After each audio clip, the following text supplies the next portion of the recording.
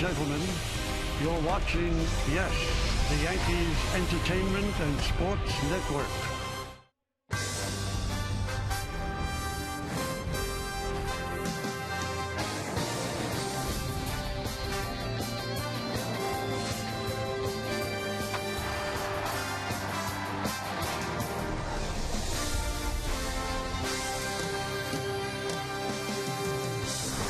It is time for baseball here in the Bronx as the Yes Network presents New York Yankees baseball. It's the New York Yankees against the Los Angeles Angels of Anaheim in the middle game of a three-game set from Yankee Stadium in the Bronx, New York.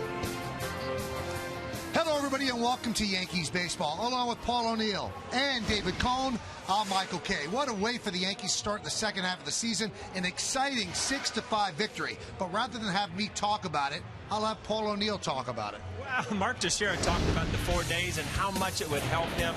He came into this game with good at-bats. Right here, a two-run homer into the second row, put the Yankees ahead. And at this point, bam, hanging breaking ball. Three-run homer. At this point in the game, he had all 5 RBIs. This sets up probably the biggest at-bat that Russell Martin has had all year. He got an opportunity to get a big hit in the bottom of the 8th. He knocks in the go-ahead run. Big night for Russell Martin. Sorano comes in, closes it out because Russell Martin, again, big part of it, guns him out at second base. That was a big win for the Yankees, and Russell Martin was absolutely pumped up. And it wasn't just a victory, it was a victory against a very good Angels team. But ironically enough, when the Angels signed Albert Pujols, you would feel that that was the reason to watch this team. Not necessarily the case anymore, David. No, it isn't. You've got a couple of young phenoms that everybody's talking about, and this guy's the leader of the pack. The Jersey kid right back up the box. He can run, too. He can do it all on the field. Talk about defense. All right, let's steal a bag. Right there, he just goes at will. Looks like he took one off his dome there a little bit, Paulie, but he bounces right back. And, of course, Mark Trumbo. We saw him at the All-Star game. Trumbo just launches him. He hits longer home runs than anybody in the major leagues this year. That one's up in the second deck over the bullpen. That shows you the kind of pop he's got, but you're right. Double trouble with Trumbo and Trout. What will they make the Hall of Heroes? I'm not quite sure. Hall of Champions? I'm not quite sure about that. We are quite sure that Freddie Garcia is going to be the guy on the mound for the New York Yankees. When we get back, David Cohn's going to break down today's pitching matchup next on Yes.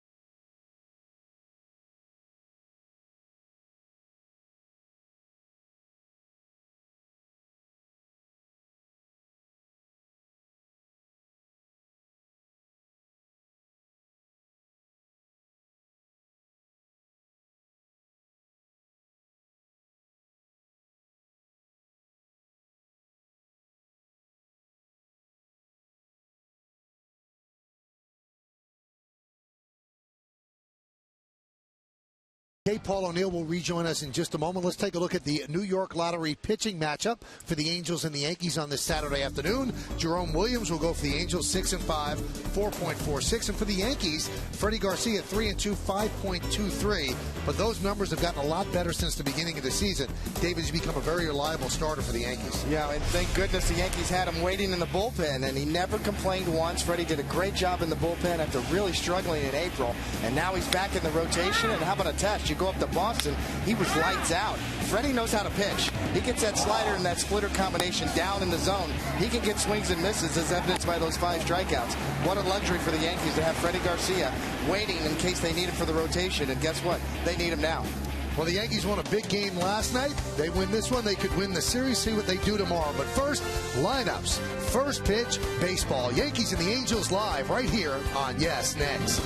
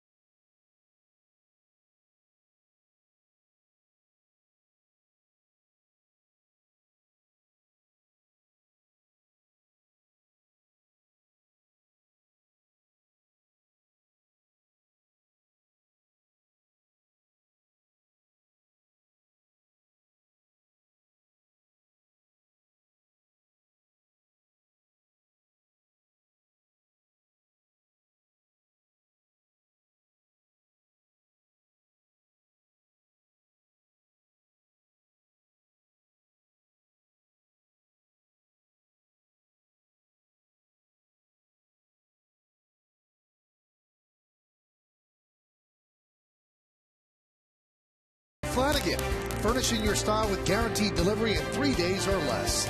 By the professionals at your Tri-State GMC dealer, why just go when you can go pro? And by Chase, with more innovative ways to make your banking easier. Take a step forward and chase what matters. Another big crowd on its way into Yankee Stadium. A beautiful Saturday afternoon. A little hot, a little humid in New York City, but it should be a good game between the Yankees and the Angels. First game of the series was a beauty. The Angels lose to the Yankees 6-5 as the Yankees come from behind. Let's take a look at the Angels starting lineup. Mike Trout in left field will lead off. Eric Ibar, the shortstop, will bat second. Batting third, playing first base, Albert Pujols. Kendrys Morales, the DH, will clean up. Batting fifth, playing right field, Mark Trumbo. Alberto Callaspo, the third baseman, bats sixth. Batting seventh and playing second base, Howie Kendrick. Peter Borges in center field will bat eighth. And batting ninth and catching, Bobby Wilson.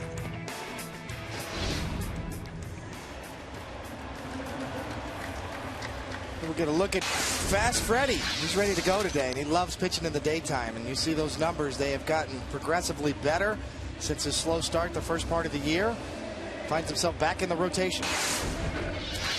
In the McDonald's scouting report, he is an Angel killer. He's 6-0 with a 2.49 ERA in his last 9 starts versus the Angels. And new man, we just mentioned it. Now that he's back in the rotation, he's 1-0 with a 2.25 ERA since rejoining the rotation. And he was 0-2 with an over 12 ERA before. And let there be light. This guy loves the daytime. 4th best daytime win percentage among active pitchers with a minimum of 50 starts. He's 58-25 with a 3.80 ERA during the daytime over his career. All right, so we're ready for baseball here in New York City. And the talk of baseball, Mike Trout steps in, leads the American League with a .344 batting average. Tell you what, it didn't take long to be impressed by this. The first game I saw last night, watching him play live, and it didn't take long to see how many tools he has out on the baseball. Running, throwing, outfield, does pretty much everything you can possibly do as a good player. First pitch is a strike, and we are underway.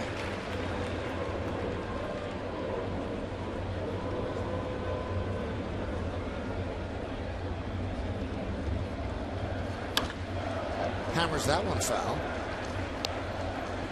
Ball snag that guy. It's nothing. Let's look at the game time weather presented by Bigelow Tea. 84 degrees, humidity 40%, 9 miles per hour is the wind, and it's mostly cloudy. Sun's trying to peek through right now. The 0-2. Missed outside. Paul Schreiber is the home plate umpire.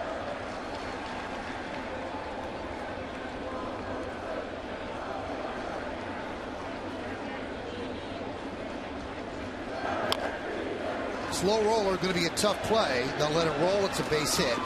Trout has just too much speed. There's no chance. I'll tell you what, Eric Chavez, I mean, as a player, you know who's running. He put the ball in his glove. It didn't even look. Obviously, he didn't have a play, but, you know, Trout he's already at first base.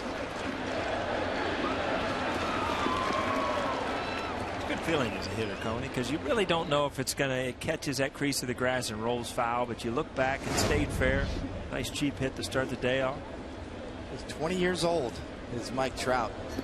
I guess that's even better than getting a hit, huh? But he was 2 years ago. He's probably playing high school football.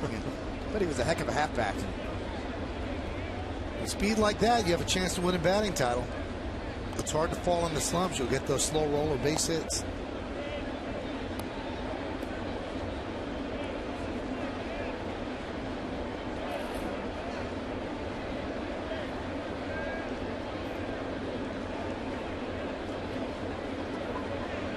Trout had 2 stolen bases last night.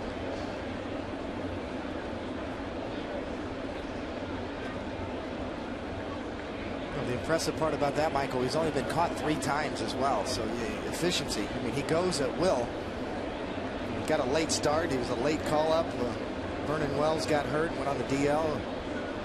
Angels called him up from AAA, and he goes whenever he wants to be. Very efficient as well. 19 consecutive times he's gone without being thrown out, and there's a big difference in a true base stealer, because everybody in the ballpark knows that he's going to try to steal. So, you know, the pitchers hold you, the catchers know, they call the game different, where, you know, a guy that doesn't run a lot can cheat steal a lot.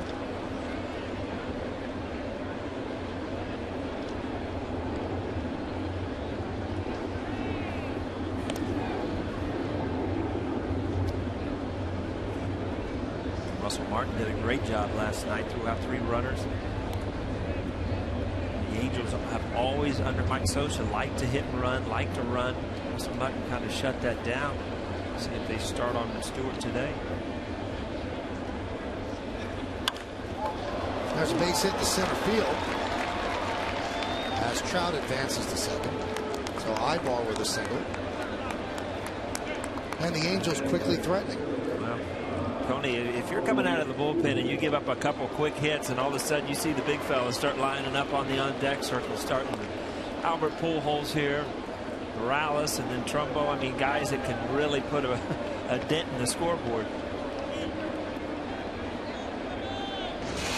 Well, that's one thing there where speed, you know, Trout on first base, Freddie Garcia with a slide step quickens up his delivery, and that affects the next pitch. Ibar got a good pitch to hit.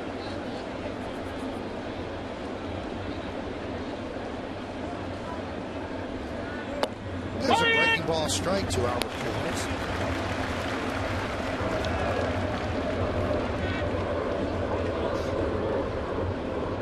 Freddie has picked up a little bit since he's been in the starting rotation on his fastball. He's made his curveball and his split finger a little bit better. But Coney, I mean, he's basically a 3-pitch pitcher, right? Yeah, the split's probably his best secondary pitch. High fly ball, left field. Ibanez back. There's 1 out. Both runners tag, and both runners will make it. So a little bit of a premature by Paul. Stays in the ballpark. Well, when Pujols hits it, every once in a while you assume where it's going, but he just got under that. But you know, the play ended up. I mean, this is not a typical sac fly. If you're Trout on second base, it just shows you his speed. I mean, a lot of guys are not going to tag up on a left fielder. Ibanez does everything, stays behind the ball, puts himself in a good position to throw. Trout just too fast.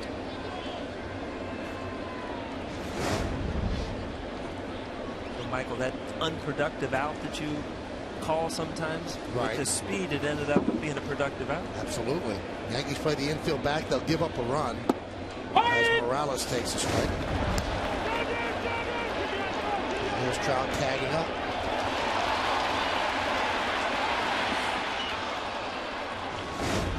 It looks fun when you're fast, doesn't it, Coney? Well, you know, when it's right in front of you in the left fielder, you almost like your instincts to take a shot at third. But you know, if I'm on the mound, I'm thinking maybe he throws that ball to second base to keep the double play in order. Right. Ibar did a good job of following Trout. Nice save there by Chris Stewart. He right, Paul. You just don't see too many base runners that take that chance with a fly ball to left field.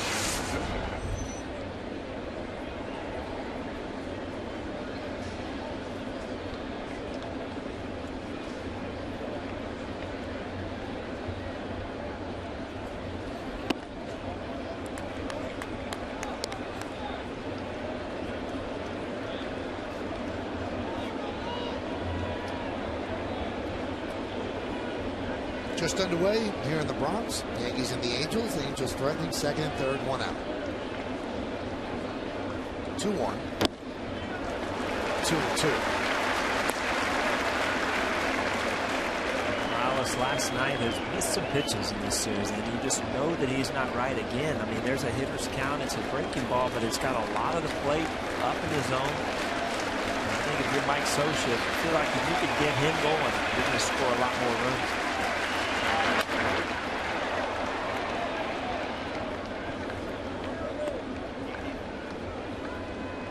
Talked last night of how important it is to have a switch hitter, you know, hitting in that 4-hole, and it helps balance the lineup so much, and he's the perfect guy to do it. But you know, you've got to be productive. If you're hitting fourth behind Pujols, in front of Trumbo, I mean, you're going to have so many opportunities to drive in runs.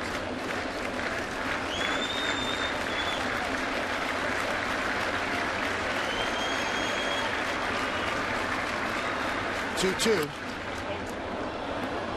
That's out of play. Today's closed captioning brought to you by Lexus.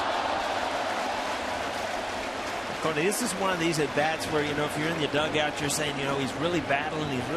But to me as a hitter, you look like you should have already been out of there. You've had 2 or 3 good pitches to hit. You've fouled them off. And especially with men in scoring position, to hit early in the count, don't give that pitcher an opportunity to make his good pitch to get a strikeout. Like that. Big strikeout of Kendrys Morales. And now Garcia could get out of this without allowing a run. That's one thing Freddie Garcia can still do. He knows how to finish off hitters, and that nasty splitter that bounces in the dirt. You see, that's a true forkball. That's not a split finger fastball. When you split your fingers that wide, that's more like a Bruce Sutter forkball. And you could see the lack of rotation, the tumbling action. Ball ends up in the dirt, almost in the other batter's boxes. Morales is completely fooled. You know, on that slow motion replay, you know, if you're sitting on the couch, you wonder how out in the world you could swing at that. And what it is, it's the arm speed of it. And then the ball slips out, but it's got the same arm speed as a fastball. And it just, as a hitter, you just don't pick up the spin that quick. Here's Mark Trumbo. Trumbo with a big home run in yesterday's game that gave the Angels a lead. All of a sudden you look, you know, as powerful as Trumbo is, and if you're pitching, Coney, and now that you know that first base is open with 2 outs, you know, you can pretty much do what you want with him. Try to make good pitchers or just absolutely pitch around him. Alberto Callaspo is on deck. Yankees have not had much success against Trumbo. He has 11 hits and 22 at-bats against them this season with 10 ribbies, and he's had a home run in 5 straight games. And no one in history has ever homered against the Yankees in 6 straight games. It was a time there as Trumbo, you walk up, you see the first pitch out of his hands is a forkball in the dirt. You think he's probably pitching around me. And he misses his target on the second, and you take a fastball right down the middle. 2-1.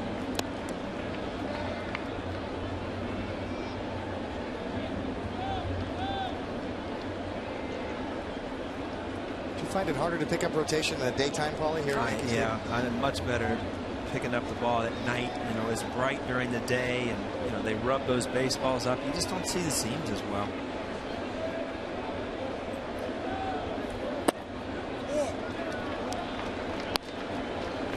The veteran Garcia with first base open, as Paulie said. And there's the guy on deck. Callaspo's ready to go, but if I have to pick my poison, even though you have the platoon advantage righty on righty here, I might take my chances with Callaspo the way Trumbo's been wearing out the Yankees.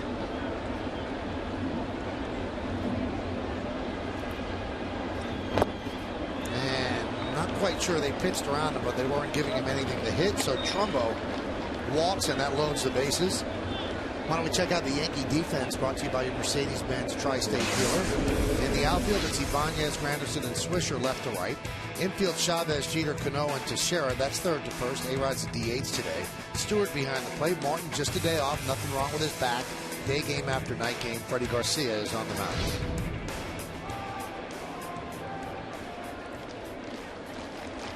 So this is a big batter early. Kind of changes the complexion of the game. And Alberto Callaspo with the bases loaded, 2 outs, top of the first.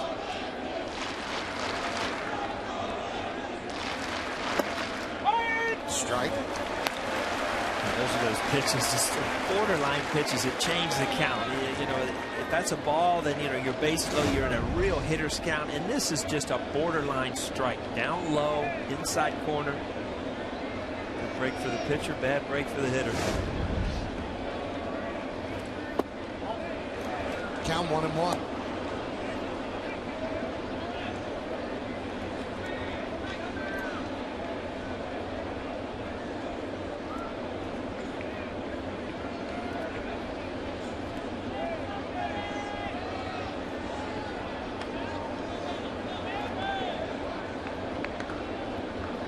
And the 1-1. So that's that 50-50 call. That's strike one and ball two in the same count. And that's what frustrates Joe Girardi. That's what frustrates pitchers and hitters. This is the exact same pitch as you saw the first pitch of the count. One's a strike, one's a ball.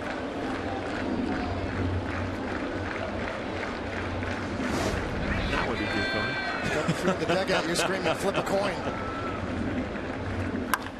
Line drive, that is a base hit to right field. Trout scores. Here comes Ibar, he'll score. Moving to third is Trumbo, and Alberto Callaspo with a 2-run single gives the Angels the lead. Those are the hits, Coney, that just have to drive you crazy as a pitcher. And last night, C.J. Wilson did an unbelievable job of getting the huge outs, 2 outs with men in scoring position. Right here, you got an opportunity to get out of this inning with nothing. All of a sudden, you throw that low slider, 2-run single.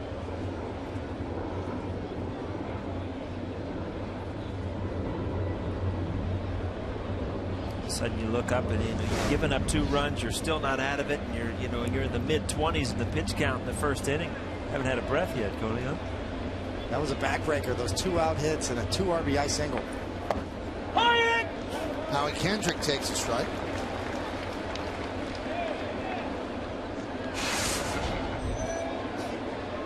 Kendrick's another guy we talked a lot last night that really could turn on and have a great offensive second half. Really help this team. He's too good a hitter to be hitting in the 270s. Paul Schreiber had tremendous voice early on. We got him, Mike. No, that's pure voice. He's cutting through about 45,000 people. Let's listen. Radio show. Without a transmitter.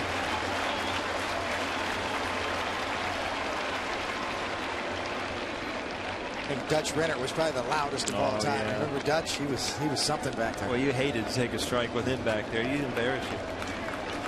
This is if you're on third base, you have to realize that Freddie Garcia is going to try to get an out here in the dirt. You got to try to lean over and try to get that extra break, which he did not do there. You really have to get off the bag and get down there because you know Freddie Garcia is going to try to throw that split in the dirt. If that ball gets away quick enough, you try to steal a run, especially with 2 outs. See, he's standing still there on third base. Callaspo did go to second on that. Scored a wild pitch, but as Paul said, Trumbo not ready. He stays put at third.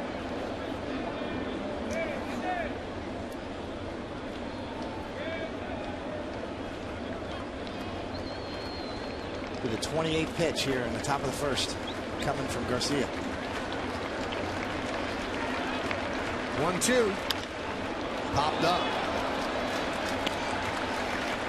Granderson will make the play, and that will do it. But the Angels scored 2 runs on 3 hits.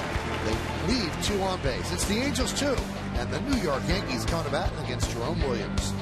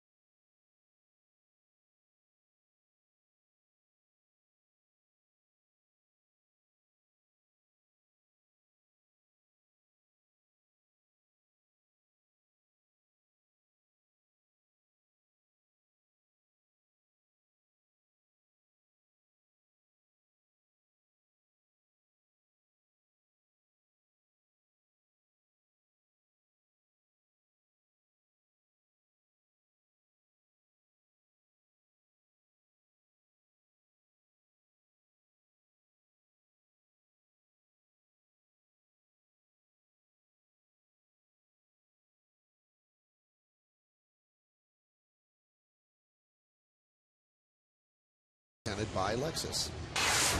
Yankees come in at 53 and 33. They lead off the captain, the shortstop, Derek Jeter.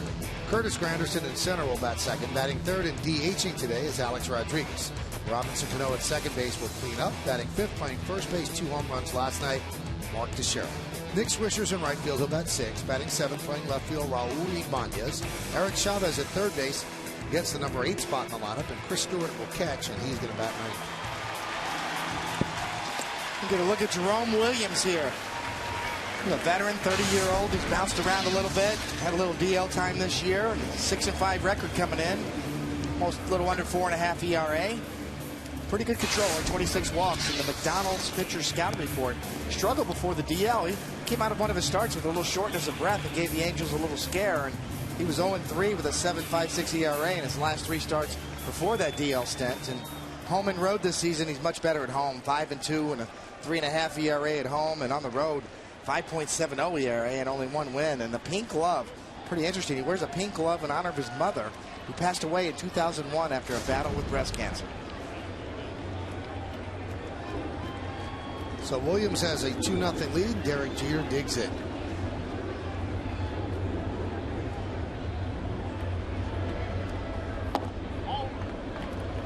Count 1-0.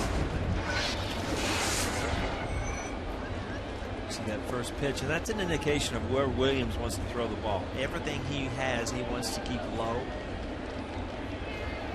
Anything that he gets up in the zone is usually trying to get out of the zone, or it's a mistake, one of the two. Derek had a single and a double in 4 at-bats last night with 2 runs scored.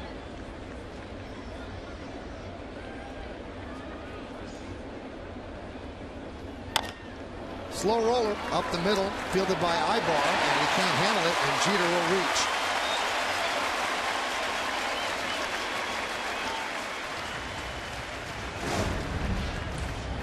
Tough play coming in. Wow, didn't even draw leather on that one, Coney, right off the shin. To score that a base hit for Jeter, that's going to be his 22nd infield hit this year. Would have had to come up with a clean and made a good throw, because Jeter still out from the right-hand side of the box, gets out, gets down the line pretty well. Ibar of the Angels leads the American League with 28 infield singles this year. Jeter always among the league leaders, legging out infield hits. There's Granderson, 1 for 3 with a walk and a run scored last night. And that walk in the 8th inning was a very, very big walk for the Yankees. Put runners on first and second. Teixeira then hit the 3-run home run to tie the game at 5. Later in the inning, as the Yankees batted around, Russell Martin with a base hit scored the 6th run, and the Yankees eventually held on for a 6-5 win. 9 foul. Once in a while you look at Curtis Granderson, and he has had so much success becoming a home run hitter here that he's really short to the baseball. Now you see that he's kind of long and around the ball, and you see that he's pulling some balls foul, and by being long he's swinging through some pitches that he, earlier in the year were driving out of the park. Just little mechanical things every once in a while as a hitter you go through.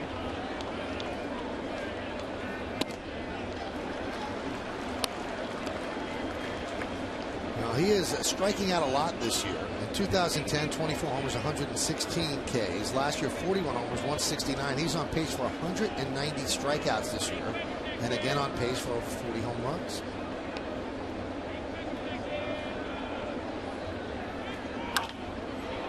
High fly ball.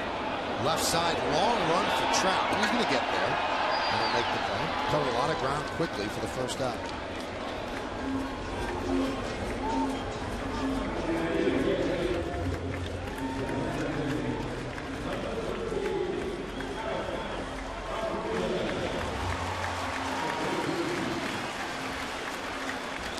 Amazing. You hear the cheers for Alex Rodriguez, and last night at bat, they changed to boos, Michael. They're expecting him to really do something offensively. And, I don't care what player you are. You're a Hall of Fame class player like Alex Rodriguez, or if you're a guy off the bench, you hear crowd. You hear boos, especially at home. And sometimes you put a little pressure on yourself to try to do too much. Joe Girardi was asked today has there been any consideration of moving Alex down in the lineup? Because 13 home runs and 38 ribbies, batting third and fourth in the Yankee lineup, is that enough? And Joe said, at this point, we have not. He said, we think that he's doing okay, and we think that there's still a lot of home runs there, and he still has a fairly high OPS, which is on base percentage plus slugging. He said, so at this point, we have not considered it. But Alex, with his 0 for last night, he was getting moved progressively worse each at bat. And Joe Girard said, I don't think that's going to bother him. He's dealt with it before. He said he knows the fans just want him to do well. I think that's the book, Coney. If you're going to throw him, you want to try to tie him up, keep the ball in on his hands, and you know, you just on camera to see Robbie boot a ball down third base. He's got such good hands.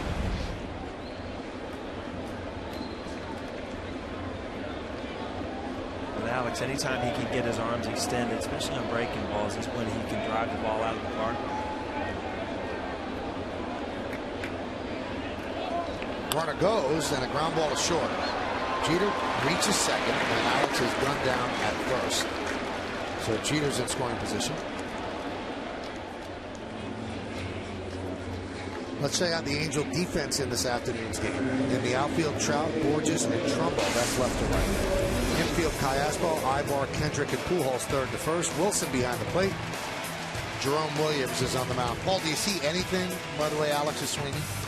Well, you know, he has a leg kick, and sometimes that can complicate things or it can make things much easier. And sometimes he does not get all the way back. And by leg kick, you want to force your weight back so you have something to go into the baseball. And I think sometimes he does what you call tipping, and it's just lifting your foot up and your weight goes forward, actually. And I just don't think he gets loaded sometimes. And, you know, it's a split second that gives you more time to see the ball. What corrects that? Well, I mean, it's a couple good bats. It's trusting yourself to get back. It's more mechanical than anything. And it can be one at bat, it can be a week, whatever. But you know, last night I talked about Albert Pujols, how his numbers in a month could make a year. And I'm talking about, say, he's got the leg kick, but he really never got his weight totally back on his backside. And you know, as a hitter, you try and you think you're doing it, but until you really see it or feel it right one time, that you don't know that you weren't doing it. And by not really getting back, you know, you kind of lunge towards the pitcher and you just don't have enough time. And, you know, when you're moving towards the pitcher and the ball's coming at you, things happen much quicker. It makes sense, though, because one thing that Kevin Long, the Yankee batting coach, talked about is during BP, he's hitting the ball farther than anybody. I mean, he's hitting the ball in the seats all the time, so the power is just there, but when he takes into a game, it hasn't been able to translate. Cano, though, has been able to translate. 16 straight games he's hit safely. And hitting .385 over that 16-game stretch.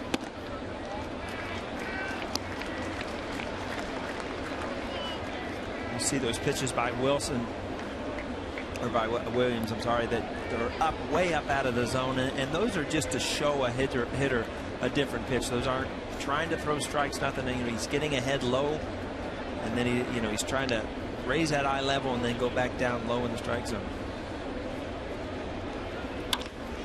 Driven out to left center field, deep. Trout on the run, still going back, and that ball is gone.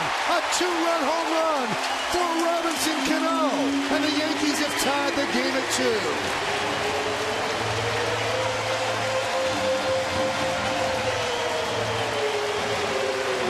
This is a good pitch. I mean, this is a ball down and away, and there's just not too many guys in the league, Tony, that can do this. I think this ball actually hit the top of the fence and bounced over. It took something off of it, and it's just high enough in the strike zone, and Robbie can cover that pitch as a left-hander. Yeah, did that bounce off the top of the fence? Oh, that's a good break as a hitter, isn't it? Come on. Humpty Dumpty. Another couple inches, and it's a double right off the top. I told you last night, Michael, I had a couple good luck restaurants. You probably ate at one of those today. That's just a good break right there. But I'll tell you one thing, it's a better piece of hitting. I mean, as a pitcher, Coney, you take something off and you do miss a little bit up, But to see a lefty drive it that way, what do you do? Boy, that's a hot hitter right there, because that pitch was 85 miles an hour. That was Williams' changeup, and it stayed a little flat, but it was out there away, and Cano kept his hands back and stayed on it. That's when you know you're going good as a hitter, huh, Paulie? I mean, usually this pitch is designed to be rolled over. You would think he would pull it, but you see that weight transfer Paulie's talking about. He was able just to keep those hands back and hit an off-speed pitch to Death Valley on top of the wall. I think that, you know, when you watch Teixeira and you watch Alex Rodriguez, I don't think because of their size that you realize how strong Cano is. I mean, he's thick, he's strong, he can drive the ball all over the place, and you talk about maybe being out front a little bit, still drove it out to left center field. Kendrick retires Teixeira, and that will do it. But the Yankees tied the score. One swing from Cano, his 21st home run, a 17-game hitting streak now, a 2-run home run, and a 2-2 game as we head to the second.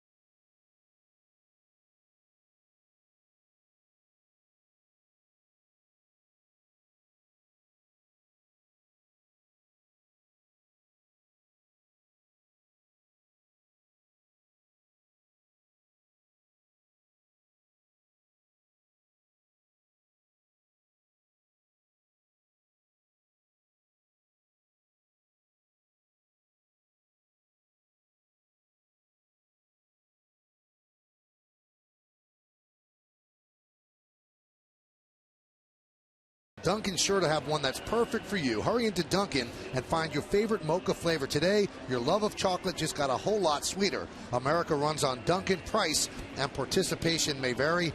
Limited time offer. But, David, this is what we get when Paul O'Neill is in the booth. Dunkin' Donuts has sent us some iced coffee and the new Oreo topped donut right there. So, Paul, go for it. That's why I did CrossFit this morning, so I could eat a donut. Which one's got cream in it? I think that one does, right there. I'm kind of the cake donut. I see a blueberry cake here, a chocolate cake, so I'm going for one of those. Well, thanks to our friends at Dunkin' Donuts for bringing that up to the booth. We appreciate it. Count 2-0 on Peter Borges. Did you ever sell donuts as a young kid? No. Really? Who sells donuts as a young kid? As like a summer baseball team, you had to walk around and sell donuts on Saturday morning to raise money. The only problem was you'd get 10, 15 dozen donuts and you'd end up eating a couple of them, and the next thing you know, your parents were buying donuts. Paul, can I be honest with you? In the South Bronx, we were on selling donuts. Yeah, house to house. Cody, did you ever do that? Not donuts. No, I can't say. I know what you're saying, though. You know, you had to raise money, and on your little league, but cookies maybe. You weren't real comfortable sending the kids out with a dozen covered 2 donuts in the Bronx, huh? Not when I was growing up.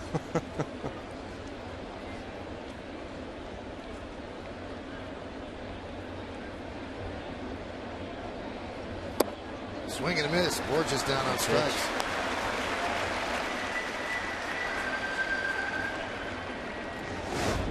It's a good slider here from Freddie Garcia. Actually, splitter. You see the tumbling action. Now, he can make his splitter go 2 different ways.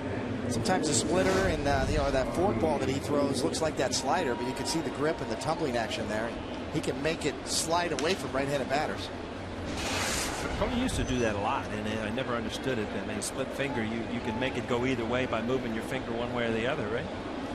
Your finger and your thumb. Really, your thumb. If you put your thumb up on the side of the ball, you can make it, as a right-handed pitcher, break away from a lefty. But if you put your thumb and tucked it underneath, you could make it more like a slider and break away from a right-handed batter. It's getting kind of technical, isn't it, Michael? It's over my head. Variate the grip. You know who was real good at that was Jack McDowell, former Yankee pitcher and the Cy Young Award winner with the White Sox. He had a couple of different kinds of split finger fastballs that could move either way. Did Maddox change pitch location with finger pressure too, David? Yes, he did. Maddox was a master at fingertip pressure and getting taking a little bit off of a pitch, allowing it to move a little bit more.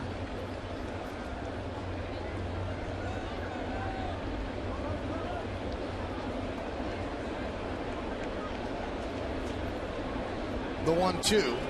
Swing and a miss. Bobby Wilson down on strikes. Third strikeout for Freddie Garcia. Again, get ahead in the count. Go to your off-speed stuff. Freddie's got new life here. You know, he gave up two in the first, and Cano just picked him right back up. You're on the mound. You're thinking it's 0-0 now. You know, no harm, no foul. Now we go. And looks like he's got a much better feel for that splitter in this inning, as opposed to last inning when he left it up a few times. There's Trout. Infield single his first time up. 69-mile-an-hour breaking ball for a strike. This is what he's done this year. First in average, fifth in on-base percentage, tied for fourth in runs, and first in stolen bases, and really got rolling on April 28th. So you take April out of the equation, he's still leading in all those categories. He is being touted not only as Rookie of the Year, but also as a possible MVP.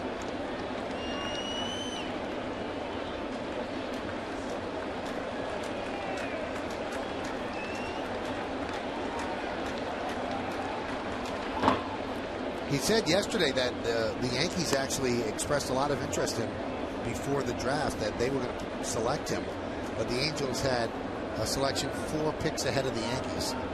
So the Angels grabbed Trout. Trout said, you know, being from Jersey, I would have loved to have been selected by the Yankees. And they had shown a lot of interest, but Angels scooped him up before the Yankees could pick him. Hammered left field. It's a base hit. It's going to go to the wall. Ibanez will play it out there, and Trout with his second hit of the afternoon in the second inning. Well, you've seen Freddie Garcia get ahead of hitters and then get the strikeouts on that ball in the dirt. Trout laid off that pitch in the dirt. He got another one, and then Freddie hung him. And that's what a good hitter will do. Will lay off a couple bad pitches, and finally that pitcher will make a mistake. Trout hammers it into left field. Not a lot of wasted motion in that swing. Short and compact with a late kick. A combination of power and speed for this young 20-year-old. Really impressive.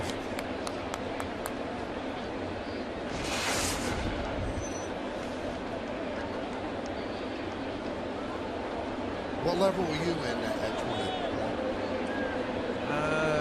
20 to 80. I was still in single A.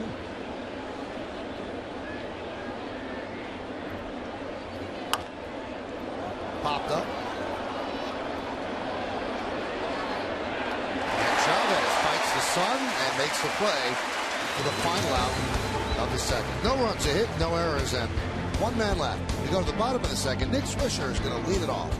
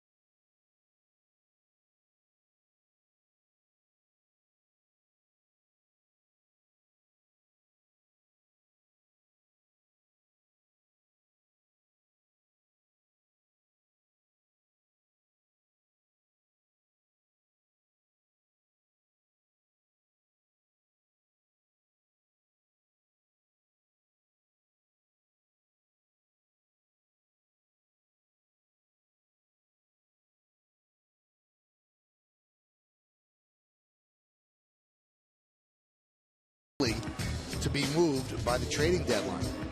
Is it Zach Greinke, Cole Hamels, Francisco Liriano had 15 strikeouts yesterday, Alfonso Soriano, big day for the Cubs yesterday, or Justin Upton of the Diamondbacks? Text your vote to 42951. Standard text messaging rates apply. You know, it's funny. I'm looking at that list, and the one guy that comes to my mind is Dempster. Right. Ryan Dempster's going to be because there's really not too many teams with this extra wild card that are out of it. And Cubs being one of it, but the Twins maybe. There's not a lot of teams that can just start shopping players because it shows their fans, hey, you know, we don't care because this extra wild card, a lot of people are involved. You do wonder at some point with the extra wild card, and so many teams are in it later, if they will have to move the trade deadline maybe to August 31st rather than July 31st. It's a great point, because if you look at the Philadelphia Phillies right now, they are really up against it and what to do. You know, see, you know, Cole Hamels is going to command a huge contract this offseason, being a free agent. Shane Victorino as well.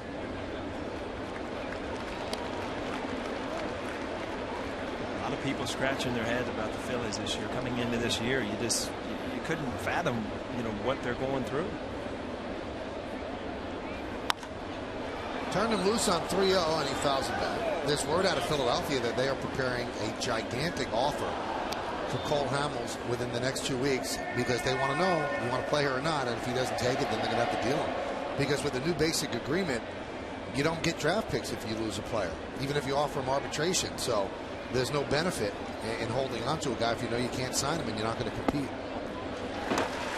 Speaking of draft picks and sign, when yesterday the last day that the Yankees could sign yes, their #1 pick, and it didn't happen, right? No, I think the Yankees did. Yeah. It did happen? Okay. The only team that didn't sign the #1 pick was Pittsburgh, a pitcher from Stanford. So he's going to go back for a senior season. I think, yeah, Lee Mazzilli's son, LJ, ended up going back to school, too. He was a highly touted top 100 prospect, but I think he fell down to the lower rounds, and a whole different draft this year. Paul A. with the slot, the different draft rules and changes. Completely different ball game for these young amateur players going through the draft. Well, you know, looking at it, to be fair, I mean, it's hard for me to look at an organization, be confident throwing $6-8 million on a high school kid. That's a big gamble. And if you're going to cut some corners, I mean, there's always that carrot in front of the kids that you have an opportunity to play in the major league. And I think that's, you know, kind of thrown to a side when you start throwing out the money you're doing draft choices. Ty Hensley was the Yankees' first-round pick, and he did agree to a contract. 6'4", 220. Good numbers. And that's a baseball name, Ty Hensley. You can see him being a star, Ty Hensley.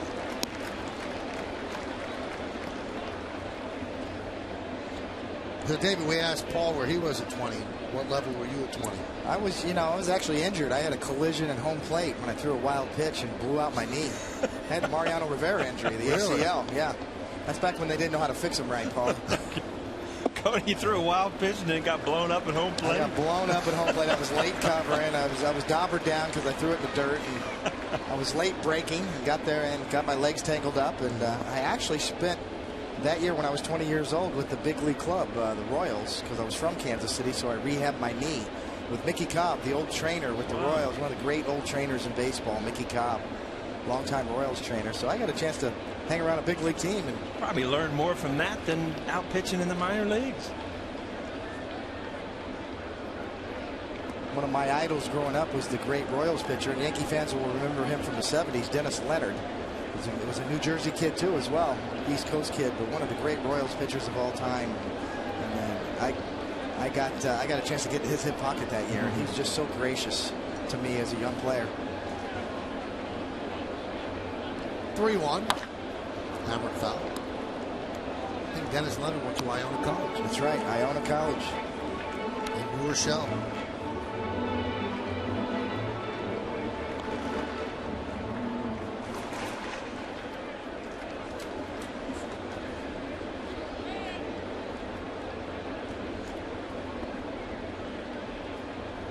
Let's see if they send Swisher on 3-2 to Ibanez. Doesn't have much of a lead. You see some guys really try to get that lead, but really counting on Ibanez to put this ball in play. Long run for Kayaspo, but he runs out of room.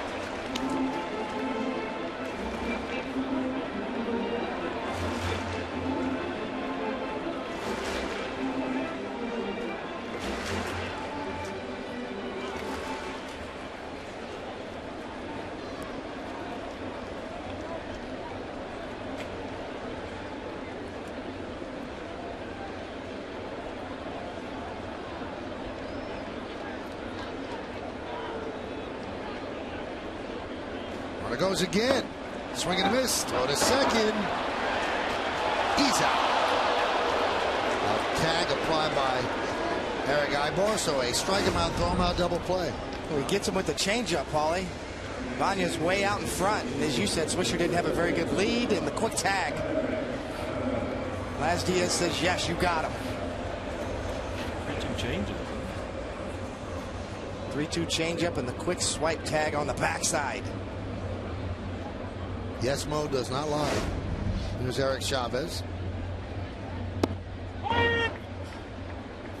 Count 0-1.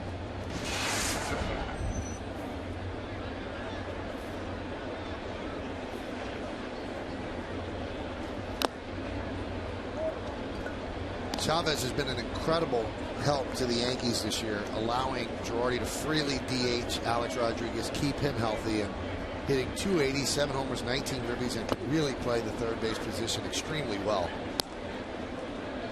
And the best thing about Chavez, he used to be a star, Gold Glove winner 6 straight years, but he's very, very aware of what his role is, and he accepts it and doesn't think he can play every day anymore. That one is looped into shallow left. And a nice play on the back pedal by Ibar for the final out. Up to second. No runs, no hits, no errors, and nobody left on base. We're going to the third. Ibar will lead off.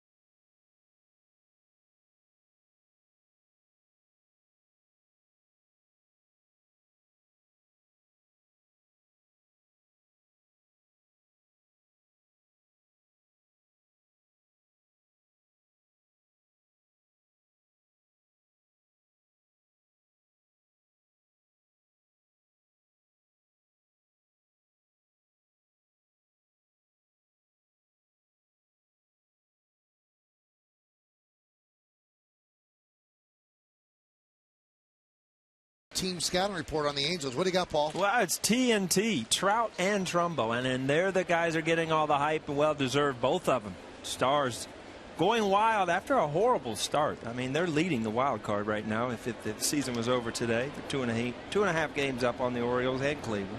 And the second hottest team, the reason they're leading it, since May 22nd, the Angels are 30-14. Only other team in baseball that's better than that, they're playing today, the Yankees. That's an outstanding scouting report. Really? I spent a lot of time and effort on that. Trout.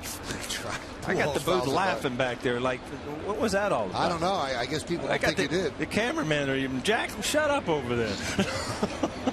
Lincoln scoreboard 2-2.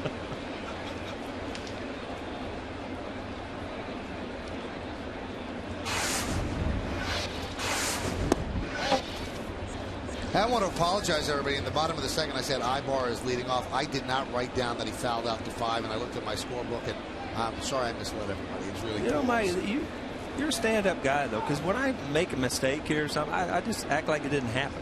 You got to come back and explain why you did it and get people back on the right page. But you know why you could do that? Why? Because you're sporting 5 World Series. Oh, okay. Well, you got a few yourself. Sitting up here. I didn't earn them, though. I didn't get hits. 2-2. 3-2. 2-2 game here in the top of the 3rd inning. Yankees and the Angels on a Saturday afternoon. Cody, you ever feel bad? You look at that last pitch, and I would be standing in right field and just think, you got to be mad as a catcher when they're throwing those 50-foot fork balls and they're ricocheting off your elbows. And so, have you ever felt bad when the catcher's just getting beat up back there? Occasionally, usually in warmups, not during the game. Yeah. During the game, all is fair game. But Chris Stewart knew coming to the ballpark today he was going to have to get his blocking gear on. I never felt comfortable unless I threw a few splitters in the dirt during warmups. And you get a lot of strikeouts down there, but it is tough on catchers, and you can get a lot of wild pitches. You threw to a lot of catchers. Who was the best at blocking that pitch? Well, several. I threw to a guy, Charlie O'Brien, one of the better catchers I've ever had around. In terms of all around, and he could really smother pitches very well. Gary Carter, the late great Gary Carter, was excellent at blocking balls as well. Pitch to Kendrys Morales is up and away.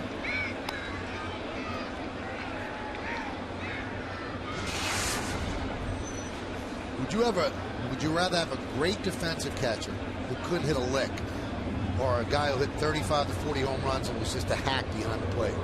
I'll take the defense. Really? I will take the defense. You got to figure really throughout the course of a year too. It's really hard for catchers to be good offensive players because they take a beating. It's a long season, and catchers that catch a lot of games are going to wear down. It's hard to maintain that offensive prowess over the course of a long year, especially in the dog days. So I'll take the defense and hope my first baseman and my left fielder and those guys, third baseman, they drive in the runs. It's because of what David said that eventually the Twins are going to have to move Joe Mauer to first because he's so important to them offensively. They can't wear him down behind the plate. He's a good defender, too. Fly ball, center field. Granderson will make the play for the first out. And we saw that with Buster Posey with the Giants, too, when he went down with that awful injury on the collision at home plate last year. The whole Giants season seemed to go down the drain, too.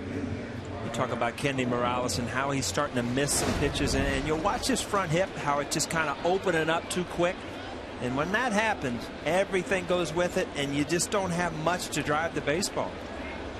Got a lot of motion there too. Big bat waggle, curling the bat.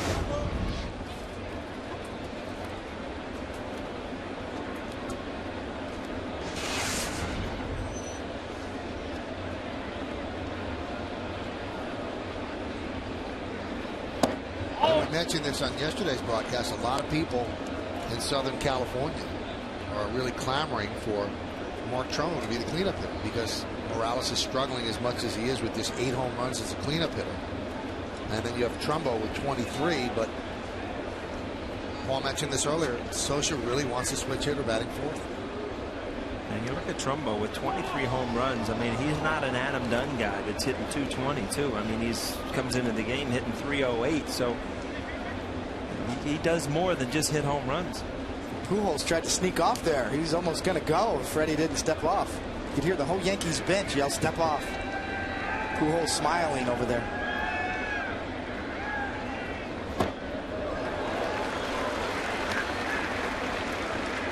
Well, here's today's MetLife stat of the game. 15 of Mark Trumbo's 23 home runs this season have tied the game or given the Angels the lead. And another part of that stat, David mentioned this earlier, he hits the longest home runs of anybody in baseball. He averages home run-wise 420 feet a shot. And that's tops in baseball. And he tried to just sneak one in the first row last night, and Nick Swisher took it away from him. So that's why you're better off hitting the long ones. They can't catch them.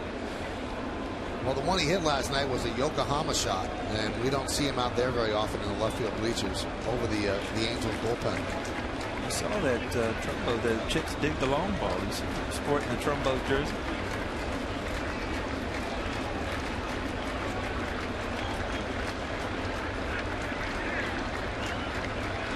1-2. Swing and a miss. Got him. 2 away. Tell you what, Tony, you talked about it earlier, how he puts away hitters. I mean, his nastiest pitches today have been with 2 strikes. Another split finger just going out. I mean, stays in the zone and then it's gone. And see how he kind of tucks that thumb underneath. Right on the seam is that thumb, and you could see almost a cutting, tumbling action. That ball almost looked like a knuckleball. It sailed away from Trumbo.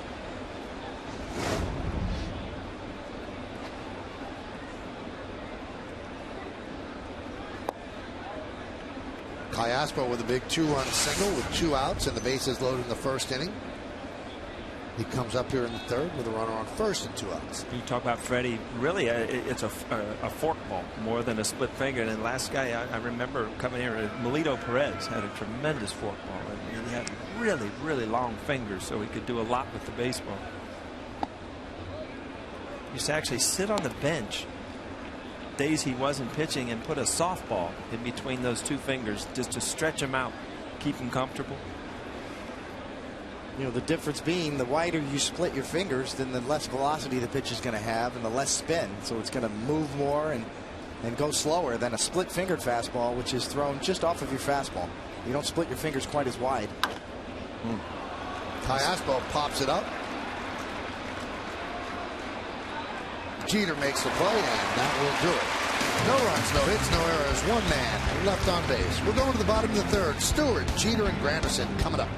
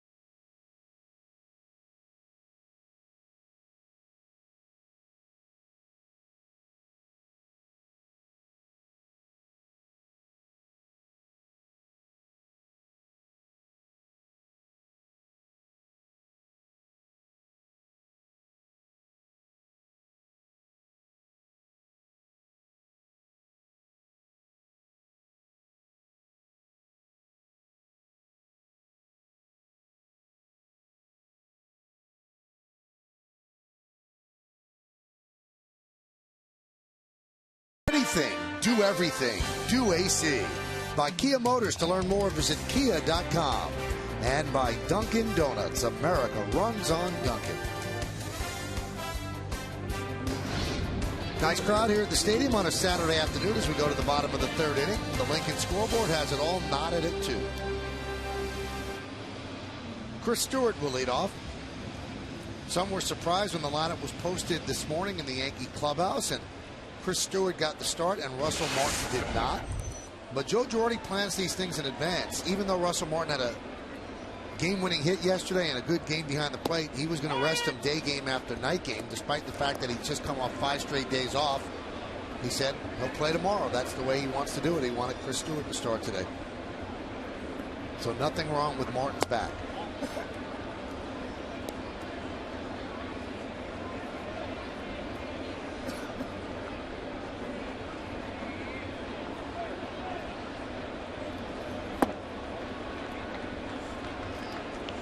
What, as a player, you get, you know you're gonna have the day off. You probably told him coming in, but you have a big night. You're anxious to get out there again. Probably a tough day for Russell Martin not to be in the lineup. Grounded up the middle and through for a base hit for Stewart.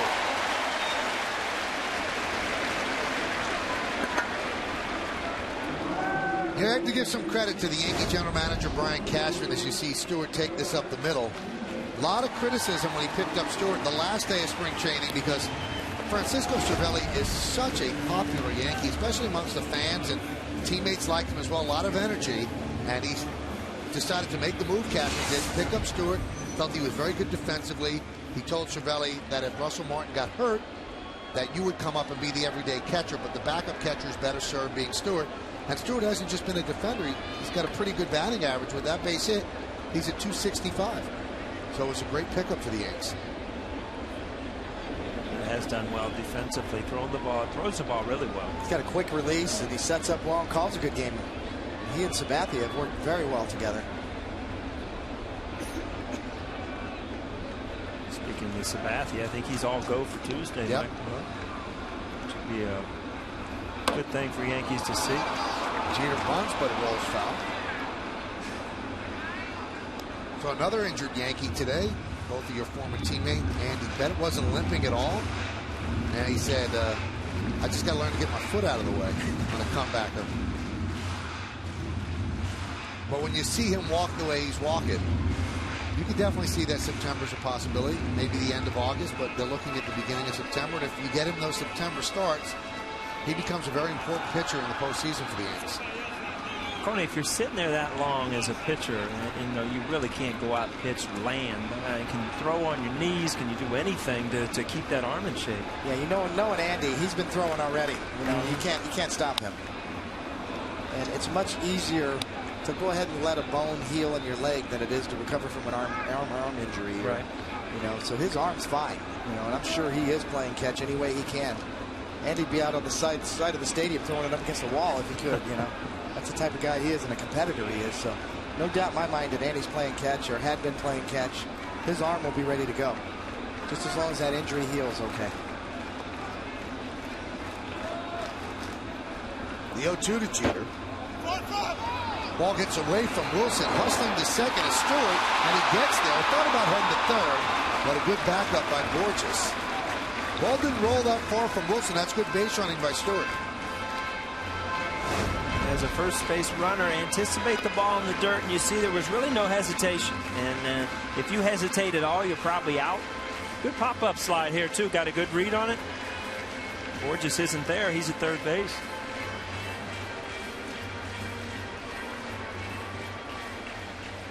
Those catchers running, Coney, they just want to keep going after they tag you out sometimes. You say that about Jorge once in a while, right? You can make some outs on some bases here and there. Just keep running till they tag you.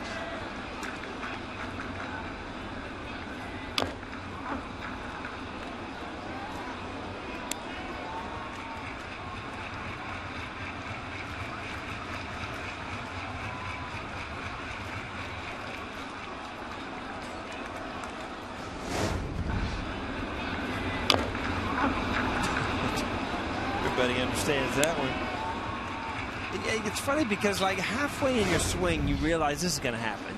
You're in trouble. The ball's getting in on you. You're not going to square it up, and you just hope it hits the dirt instead of your foot.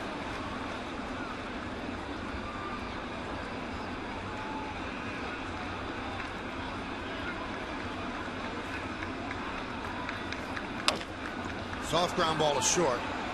Ibar just got a hustling Jeter for the first out. Again, Williams keeps the ball down. Breaking ball ends up off the plate. Tough pitch to hit. Especially when you use foul going off your toe. It's hard to get Jeter to pull the ball in that situation. My money was on Jeter getting Stewart to third there because he's so adept at going the other way. So good job by Williams there.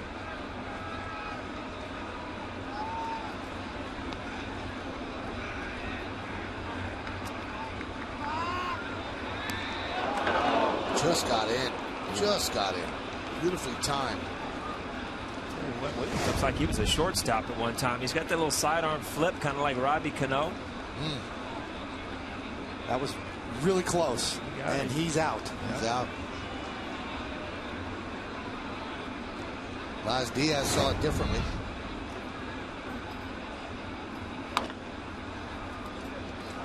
Again, we talked about Curtis a little bit. I don't think his hand was on his top of his cleat. I don't think he got to the bag. As Diaz looked like he got blocked out a little bit there, trying to get into position.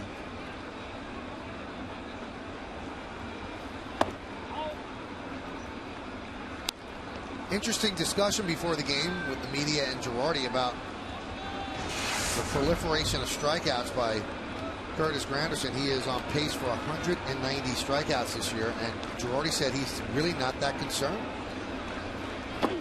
He said in baseball we've learned to understand that, you know, strikeouts are not the worst thing in the world. He said they're not double plays. He said it's when you strike out, and as long as you're giving the home runs and the RBIs and getting on base, you can accept that. And I think baseball thinks like that too. When you see a guy like Adam Dunn made the All-Star team with all the strikeouts he has and a low batting average, it's important. Those home runs and the ribbies are important. You see that last swing again. Curtis Granderson is early when he was really hitting the ball well, was straight to the ball. Now everything's kind of looping around the ball, and these balls in the middle of the zone, you end up hooking foul, and it's just a. You see, it's not straight to the ball. It's kind of around the baseball. You end up anything you hit hard is going foul, and then it just puts you in a hole where you give that pitcher a chance to make his good pitch. Do you think he's become addicted to the home run? That's why the looping swing is there? Well, no, I just think that, you know, he's a little off right now, and I think if you would ask him that, you know, he just doesn't feel really good at the plate right now. And I don't care how good a hitter you are, you're going to go through good times and bad times, and right now he's just going around the baseball movement. That one's hit deep to right. There it goes. See ya. And that's why you'll take the strikeouts. A 2-run home run for Granderson, and it's 4-2 Yankees. Amazing what we can do up here, Michael. We talked about it. We fix him in one swing, and he goes deep.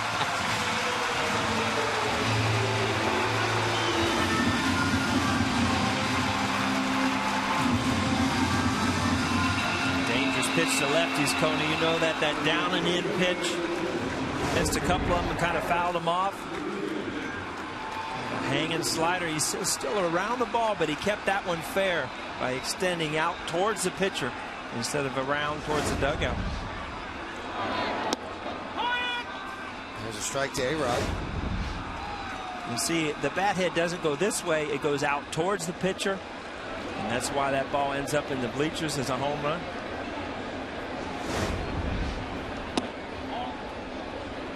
Such an easy game, isn't it, Coney? Well, that was his best swing in the 2 nights that we've seen him here in this series. What happens? You get a home run, you get a flavor pop over there. 138 home runs for the Yankees as a team, as Alex swings and misses.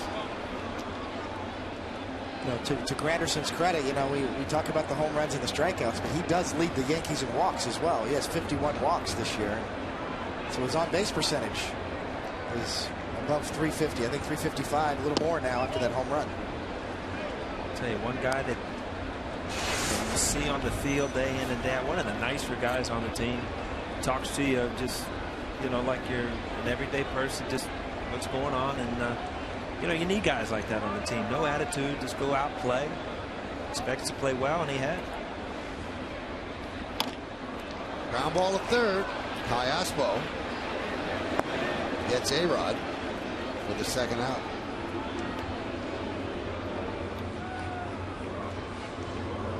Through 86 games, the Yankees had the most home runs in franchise history this season, 136. Previous highs after 86 games in 2002, 133, and you see the rest. The team record for home runs, 244 in 2009, and that's the last Yankee championship. That was the first year in the new stadium. Yep.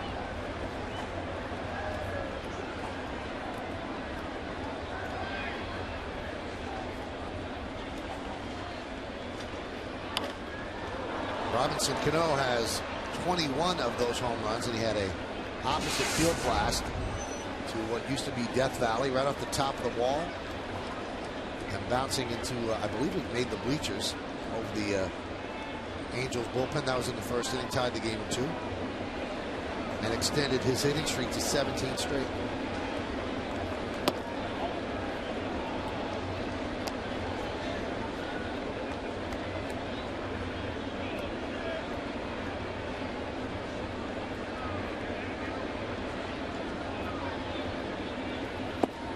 Coney, if you look at a way a specific way to get Robbie out. There really is no definite thing. And if you're a pitcher and it's so hard in the Yankee lineup because of the depth in it, I think if you pitch him enough balls, he gets frustrated. And that's really the only way you get him out consistently, if you get him to swing at balls. If he waits on strikes, he's going to hammer it. Hammered to center field, but he just missed it. Burgess is there, and he will put it away for the final out. But the Yankees take the lead. How do they do it? A single by Chris Stewart moved to second on a wild pitch, and then Curtis Granderson hits home run number 24, a two-run blast, and the Yankees are up 4-2 as we go to the fourth.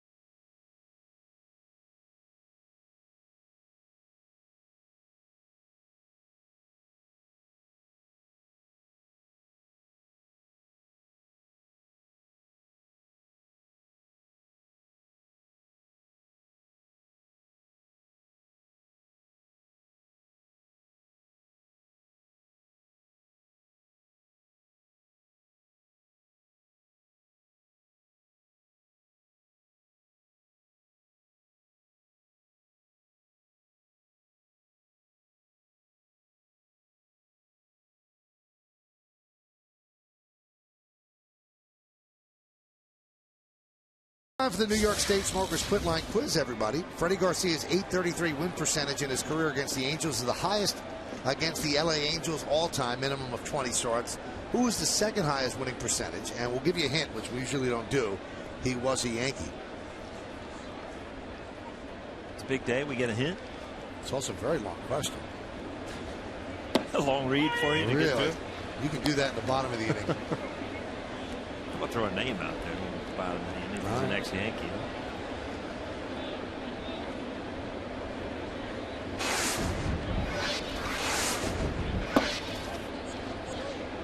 Count 1-1 to Kendrick.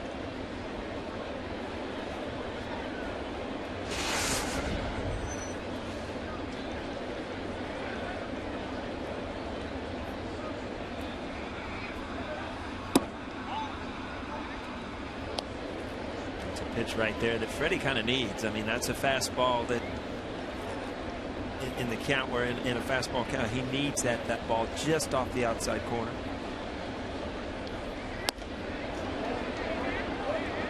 First base umpire Tim Buckley said he did not go. Count 3-1.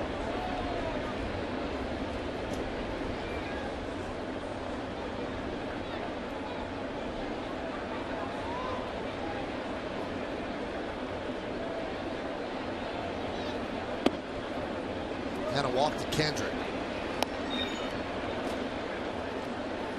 Follow the Yankees with the MLB.com @Bat12 app for your iPhone, iPad, Android, and Windows Mobile. Get live audio, pitch tracking, video highlights, and more. Text @Bat to 31826, or you can visit Yankees.com for details. Coney, I'm going to make you a pitching coach right here. And, you know, you've got Freddie Garcia out on the mound. What do you expect? I mean, 5 innings, 7 innings. What are you looking for from him every game? Well, you know, he's got the ability, if he keeps his pitch count under control, to get you into the 6th or 7th inning. He did that in Boston in his last start. But I'm looking at his pitch count right here. You know, he gets 63 here, 64 coming, and you know that you're just not liking the way this inning started off here in the 4th inning. So. As you say that, I'm thinking of options in the bullpen right now and seeing if you can get Freddie through 5, maybe into the 6th inning. But the bottom of the order here, get something going, then you turn it over, and then you got Mr. Trout coming up. So it looks like this is going to be a bang-bang game back and forth. Freddie is capable of getting the ball on the ground, getting double plays. He's capable of finishing hitters when he gets ahead, but when he falls behind is when the trouble comes. Right. Like with any pitcher. But more importantly, at this point in his career, Freddie needs to get ahead to use those secondary pitches. And you don't remember, I mean, Freddie looking back, facing him in Seattle, I mean, he was a power guy. I mean, he was 94, 95 with the same kind of movement and then that split finger. And, he has adapted. He has learned to pitch differently with the lack of velocity, but he's done a good job since he's been back in the rotation.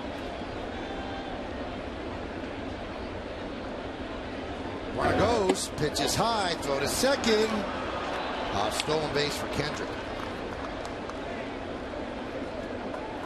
A lot of times you say, not a good throw, but a lot of times you see him leaning, got a tremendous jump off Freddie Garcia. Most of the times base stealers are, it's stolen off the pitcher. You get a good break, a good jump off that pitcher. You don't give Chris Stewart a very good chance.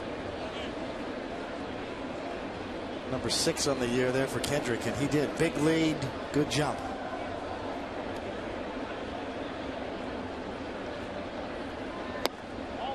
Missed outside.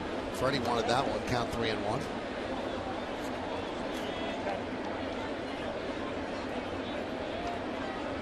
Freddie, he's really a backward style pitcher now. He walked Kendrick on a 3-1 slider. You see there in a 2-1 fastball count, he goes to the slider.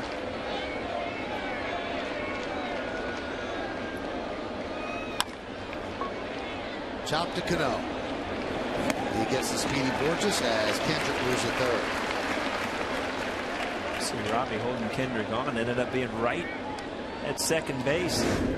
Ball has a chance to get up the middle if he's playing straight up.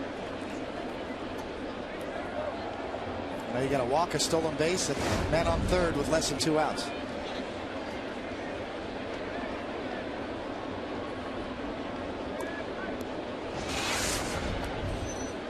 There's Bobby Wilson. He struck out in the second. Yankees play the infield back. They're up 4-2. Runner at third base, 1 out. Although they are about even with the bag at the corners.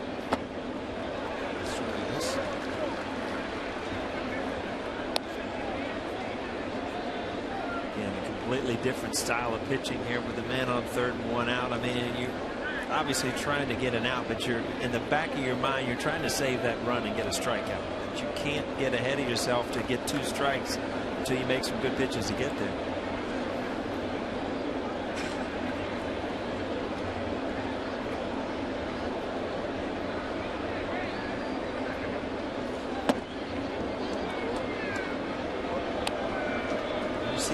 That's a fastball out of the zone, but that's 88. And earlier in the year, Michael, what was 84, 85? Yep. And that is just that difference has made him more effective since he's been back in the rotation.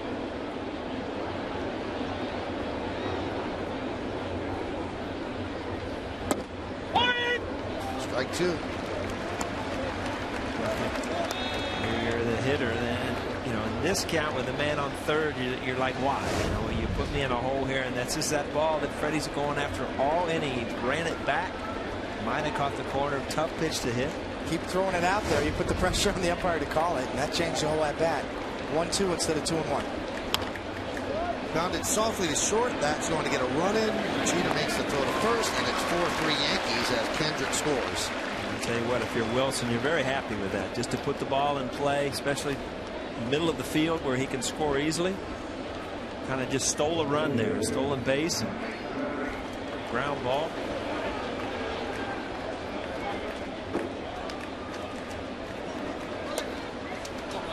The only thing Freddie did there was not get that forkball down in the dirt, and Wilson was in that hitting mode where you get desperate as a hitter to get that guy in, and you will leave the zone.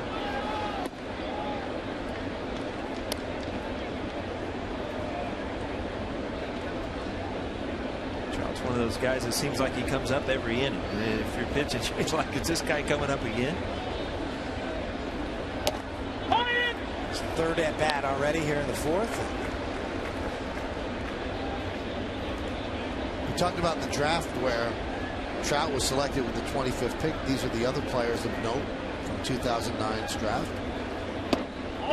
And in that draft, you might have seen at the bottom, the Yankees took Slade Heathcock.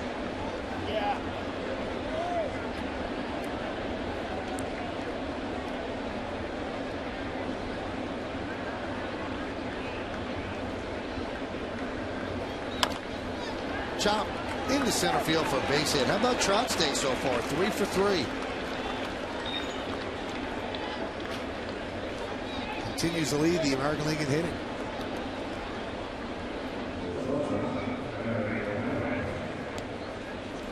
And he puts the ball in play. He has good at bats. He hits the ball hard. He hits the ball up the middle. I mean, these are all recipe for a good hitter. And these are at bats where Ibar, especially with 2 outs, is got to try to take this count long. Give him an opportunity to steal the base. And if you're Trout, you got to know with 2 outs, you want to steal a base. Ibar is not going to hit a lot of extra base hits. So give yourself a chance, get a good jump, get to second base, and try to score on a single. You'd be expecting Trout to go early in this at bat. The Yankees were expecting that with a pitch out.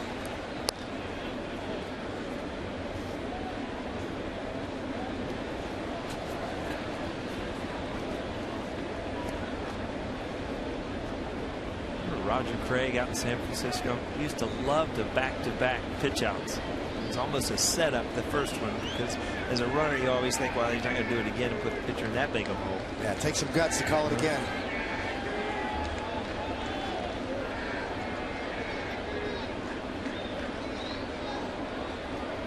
Shows bunt. Count 2-0.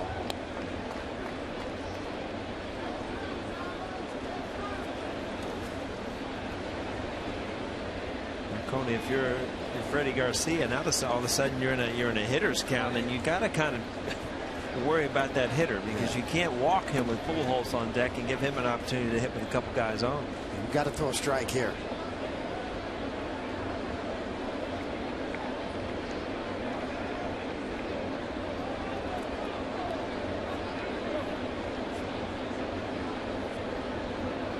I always found the hardest way to steal a base was it wasn't the pitcher going over there all the time. It was just holding you. Just holding the pitch, making you stand still for a while, and it's really hard to get a jump that way.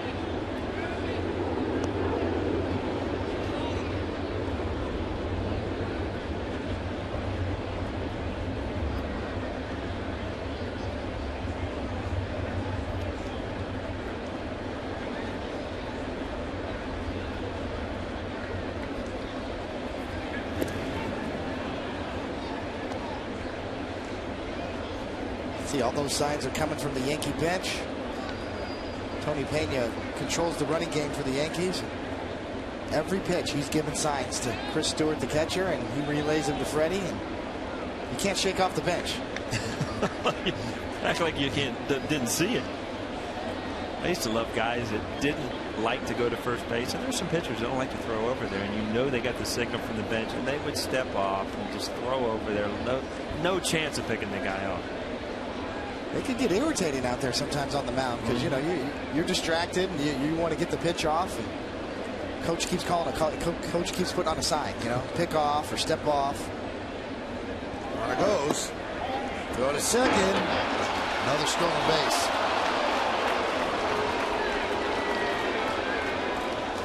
Well, they did all they could. They threw over there, and Mike Trout is just on a roll stealing bases, and you get confidence stealing bases just like you do in the outfield and just like you do at the plate. Ibar does a good job of taking the pitch, giving him an opportunity to get there. Pretty close. One of those guys that runs so fast that he actually really slows down when he hits dirt.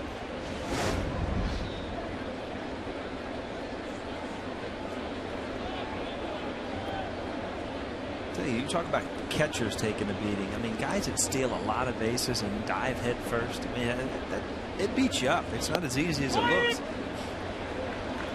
To an off-speed pitch on 3-0.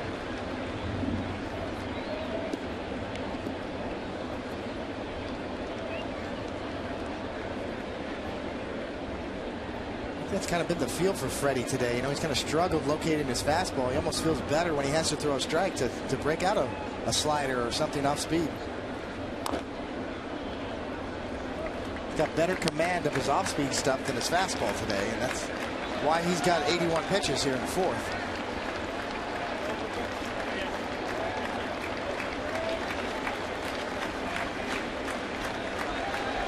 But Freddie's a battler. You know, he can get it out here and then try to get him through 5 innings.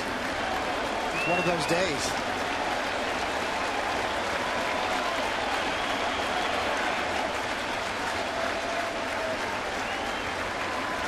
Big pitch here, 3-2. Albert Pujols on deck. Runner goes from second, and another stolen base for Trout, and a walk issued to Ibar. Say why, but you know, with Freddie Garcia and as many balls as he throws in the dirt, no chance here. They're not even holding him on. You know, to get to third base puts a little more pressure on Garcia and Chris Stewart to block anything in the dirt. This copyrighted telecast presented by authority of the New York Yankees and may not be reproduced or retransmitted in any form, and the accounts and descriptions of this game may not be disseminated without the express written consent of the New York Yankees, as Larry Rothschild comes out and talks with Freddie Garcia.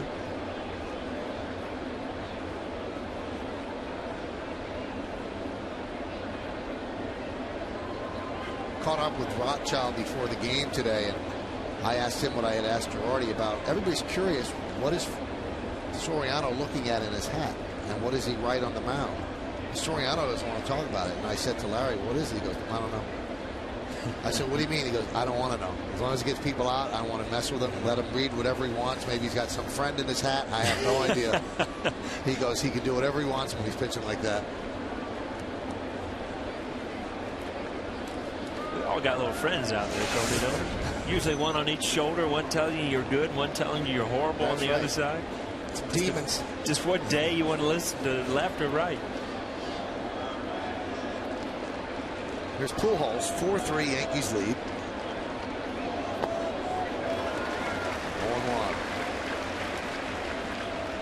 Well, these are the at-bats of the Anaheim Angels, Los Angeles Angels. How many times am I going to call Anaheim? You know what? They play in Anaheim. All right. It's all a word game. These are the at-bats that they brought Albert Pujols into. You know, 2 outs. Big RBIs out there, close game.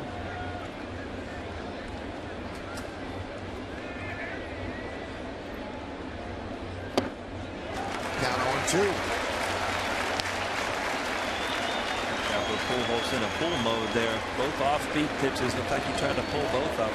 That was Albert's problem in the first half of the year, the first month of the year. You never really saw Albert chase these type of pitches very much. Both the first and the second pitch out of the strike zone. You know, the human element of signing that big contract, you know, he's trying to justify it. He's been much better as of late. Nice pick there by Stewart. Talk about why Albert Pujols really doesn't leave the zone. And look at his day. He really has no movement. I mean, he picks up his foot, but he doesn't even move. And when you don't move a lot, there, you know, you can see the ball, and you can really. He's so quick. He can wait to see if there's strikes. Jack Paul's got the win yesterday. He's up in the bullpen again.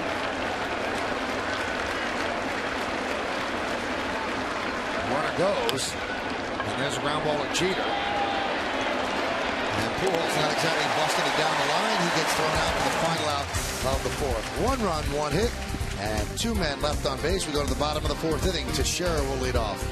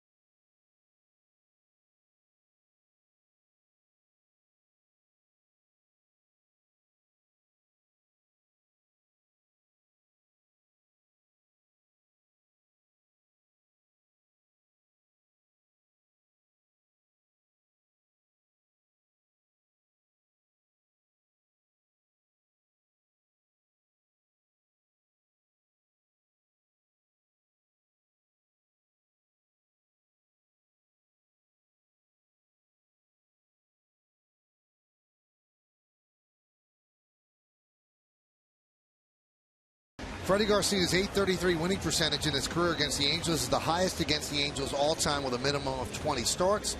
Who was the second highest winning percentage, and he was a Yankee? You want to guess, Paul? I'm going to say Mussina. Let's see. Mel Stottlemyre. Coney's old pitching coach in 2 stops with the Mets and with the Yankees. Mel was at Old Timers. They looked great. Yeah, you know, Mel was one of the great sinker ball pitchers. Didn't get a lot to work with in his Yankee career because the Yankees went through a dry spell, a down spell. Back when they were the California Angels.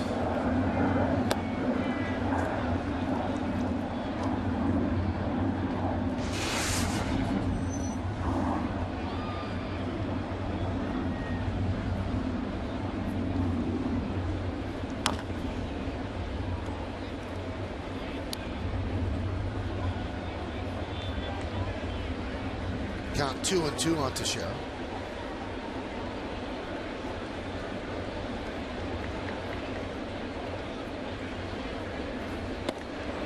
Count 3-2.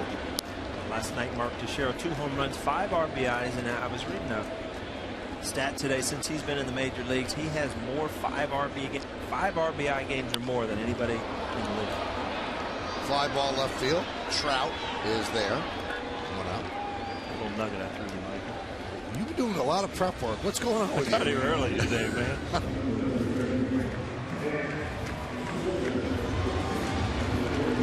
It's scary, David. I've got the iPad. You got the computer out. He's just pulling this stuff out of the sky. We don't even know if he's making it up.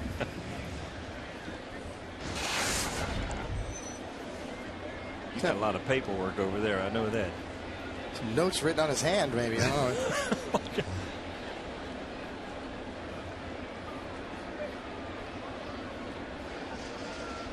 Here's Nick Swisher, who showed me his wedding ring today, which he had redone. He hurt his finger, his ring finger, in spring training, and it's all swollen.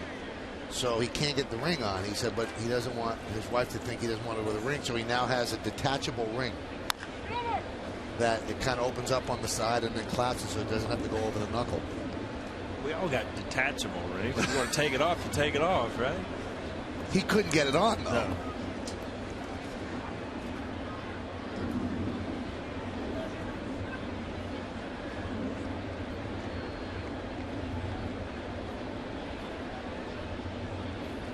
Swing and a miss. He's down on strikes.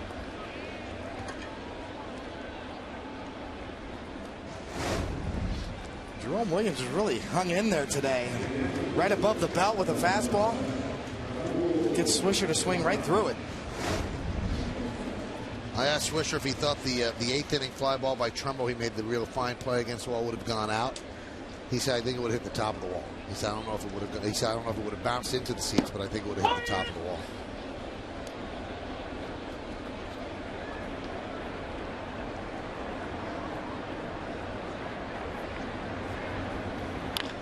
Ibanez slices a single to left field.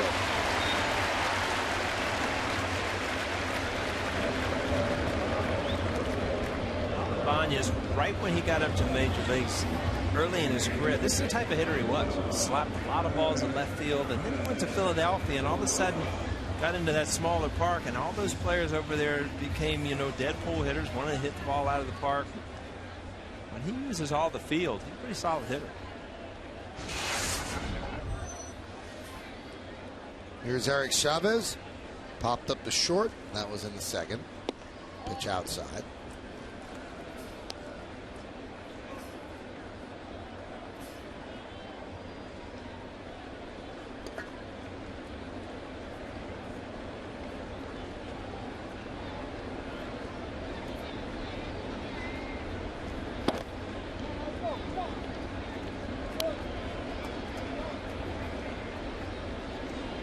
Jerome Williams broke in with the Giants.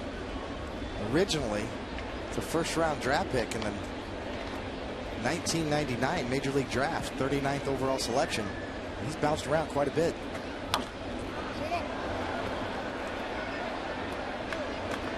Got to make the seats. Much different pitcher. Obviously, used to be a little more of a power pitcher, power sinker.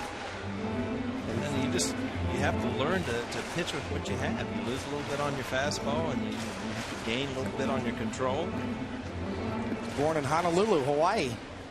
He had stops with the Cubs, the Athletics, the Washington Nationals, and played in Taiwan for a bit, independent leagues, and then found himself with another chance here with the Angels.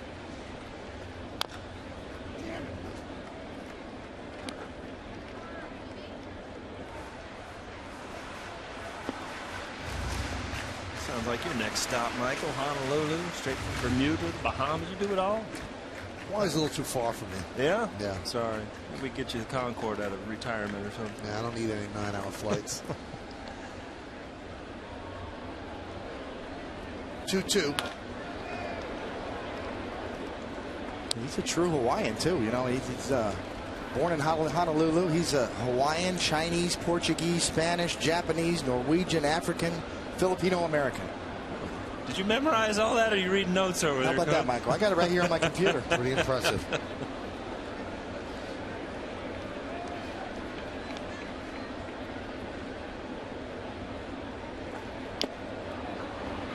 Foul tip held on to by Wilson, and that will do it. No runs a hit, no errors, one man left. Let's go to the 5th inning.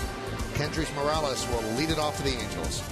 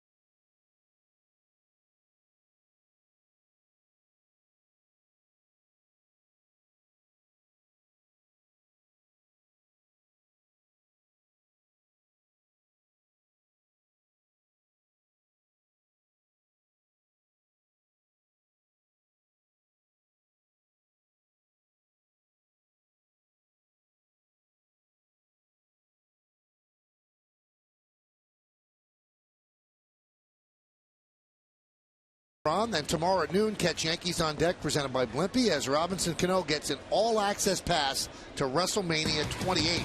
Then later at 5, don't miss a new WD Nation presents the Joe Girardi Show as the skipper discusses the All-Star break. It all starts tomorrow at noon, and it's only on Yes. Kendrys Morales will take a strike from Freddie Garcia as the Yankees lead 4-3 on the Cadillac scoreboard.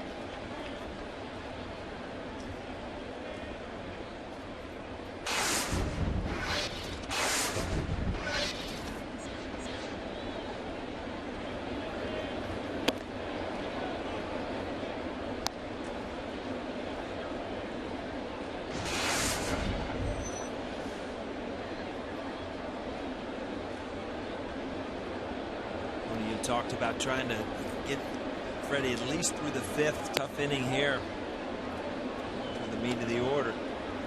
Morales, Trumbo on deck, so it's some innings are tougher than others on your, on your not only your pitch count, but the type of pitches you have to make to get through an inning, depending on where you are in the lineup. Been a real battle for Freddie today. He was almost out of the game the last inning. He was one hitter for being out of the game, but he got a big out with Pujols. Now just trying to get through the 5th inning here. 90 pitches. Anytime you're out there on the mound, and I've been there many times, and you're staring at 90 to 100 pitches through 5 innings, that's a hard day. You're really battling.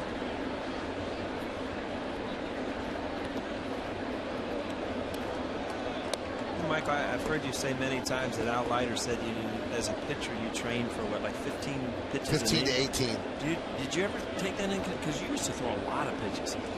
I never really thought about that as much, but I did know that when innings got kind of long, and you had those 30, 35 pitch innings, you were like a boxer on the ropes. Cody used to get the red face out there when he'd have long, and he'd walk in and look like he just got out of the sauna, just bright red face, sweating.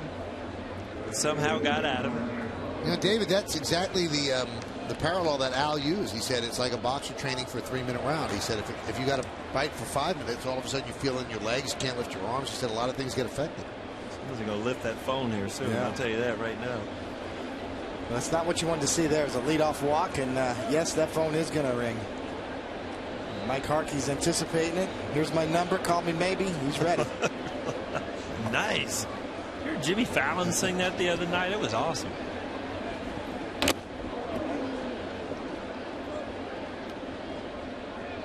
You're staying up awfully late, aren't you? Well, I was. It was pretty cool, though. What's the girl's name, Coney? Sings that? Carly Jesper. Yeah. Well, he was over there, and the Roots were in the back. It was nice.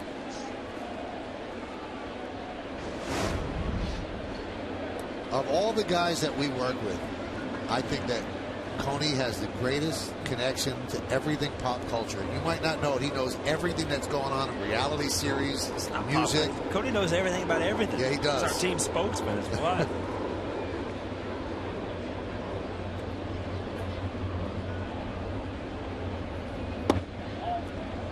Count 1-1. A little worried about Teresa on the Housewives of New Jersey. It's nice to know. I'm going to tune in now. J-Lo's out from American Idol. I don't know. Are you still? Might even go. Steven Tyler's also out. Michael, you and I might be doing it next year. You know what? You'd be good at that. You're a little pitchy, dog. That one is driven out to right field. And Swisher makes the play to retire Trumbo for the first out.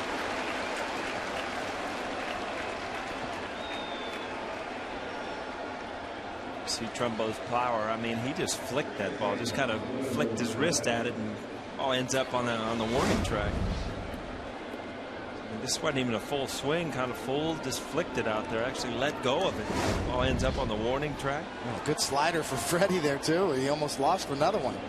But Freddie just hanging, boy. That was a big out right there after the leadoff walk. Just trying to get through the 5th inning here.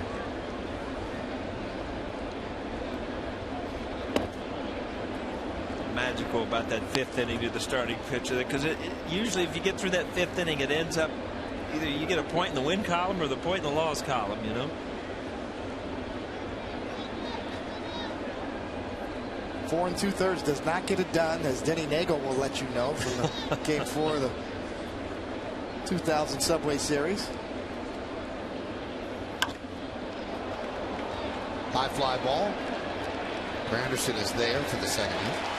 You think Denny's still upset at Joe Torre for bringing you in? Absolutely, he is. He'll take that to his grave, right? Nobody on base. Mike Piazza batting. 2 outs in the 5th. Denny Nagel's got a 2-run lead, and here comes Coney trotting out of the bullpen. I double take too. I'm like, Coney, where are you coming from? I don't know what Joe was thinking about. That must have been, all kidding aside, that must have been a huge throw for you. It was a rough season, and here you are coming in a big spot. That was you. I mean, yeah, I was like a little kid on the outside looking in, you know. The Mets, my former team, and the Yankees, my current team. That one is driven to right field.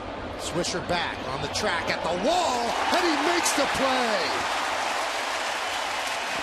Nick Swisher hauls in the drive by Howie Kendrick, and Freddie Garcia gets his 5 innings in.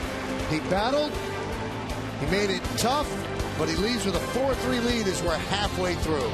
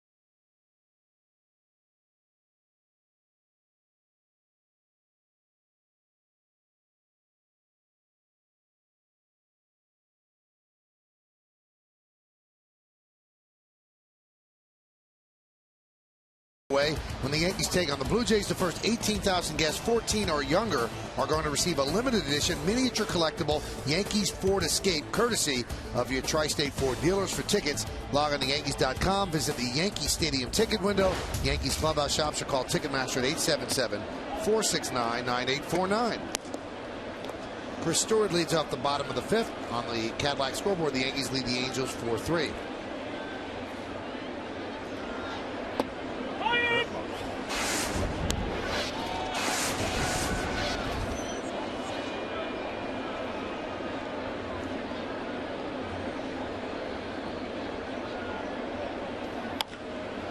Grounded third. Oh, what a play by Callaspo. Gets to his feet, fires, took an extra base hit away from Stewart. Nice play by Alberto Callaspo. It's one of these games, Coney, that Steve Stewart, I mean, when you're a spot starter, you don't get a lot of starts. You don't need guys making pirouette plays out there at third base on you. I'll tell you that right now. But you look at Callaspo, who's got a good, strong arm for that play. But this is one of those games you look at it. You're going to win or lose it by the bullpen. I mean, the starters probably aren't going to be involved. That's going to be a battle. Little shades of Greg Nettles down there at third.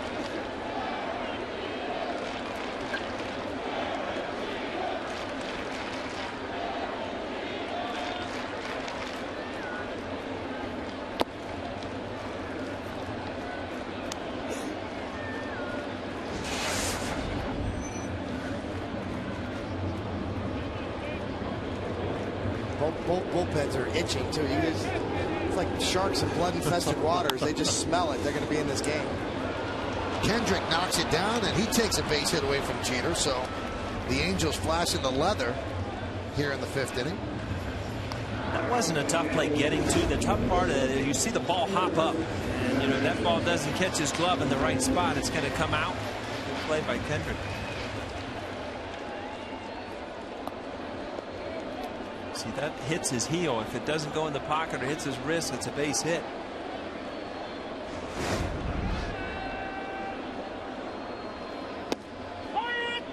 Granderson gave the Yankees a lead with a 2-run home run in the third inning.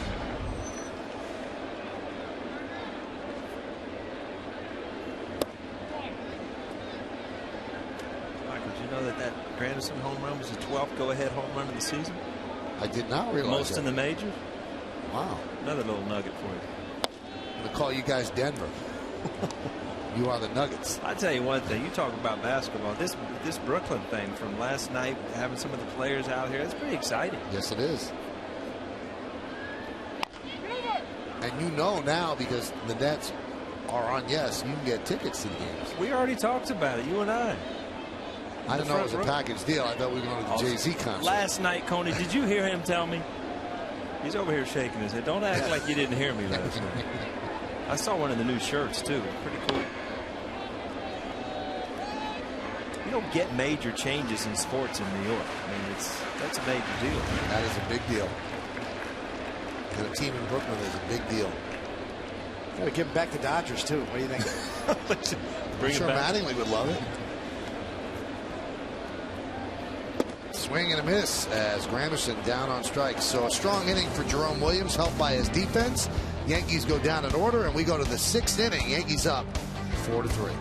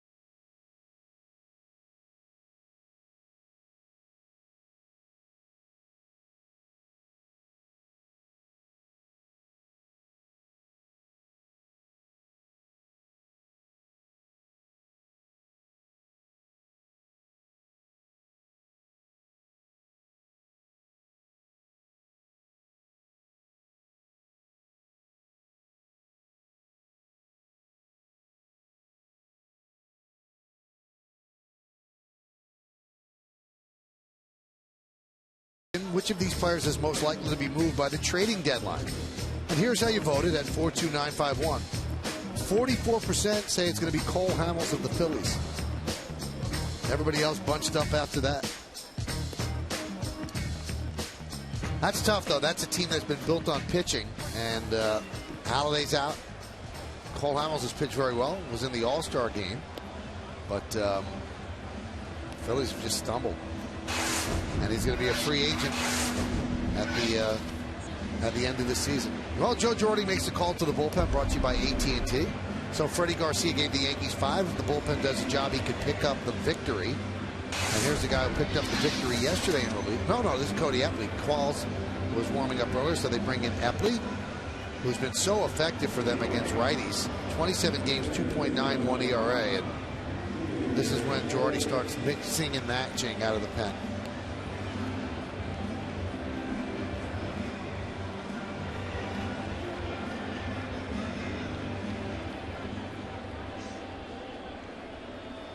And the first batter he'll face is Peter Borges.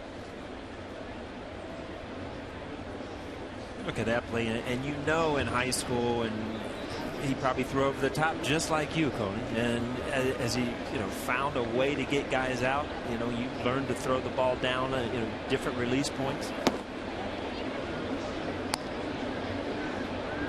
One of the keys with the sidearm style is getting the ball over the plate, throwing strikes, because you're gonna manufacture a lot of movement with your fastball. Predominantly fastball slider combination from Epley. Count 2-0. Epley and his opposite in the bullpen, Clay Rapata, have really been effective for the Yanks.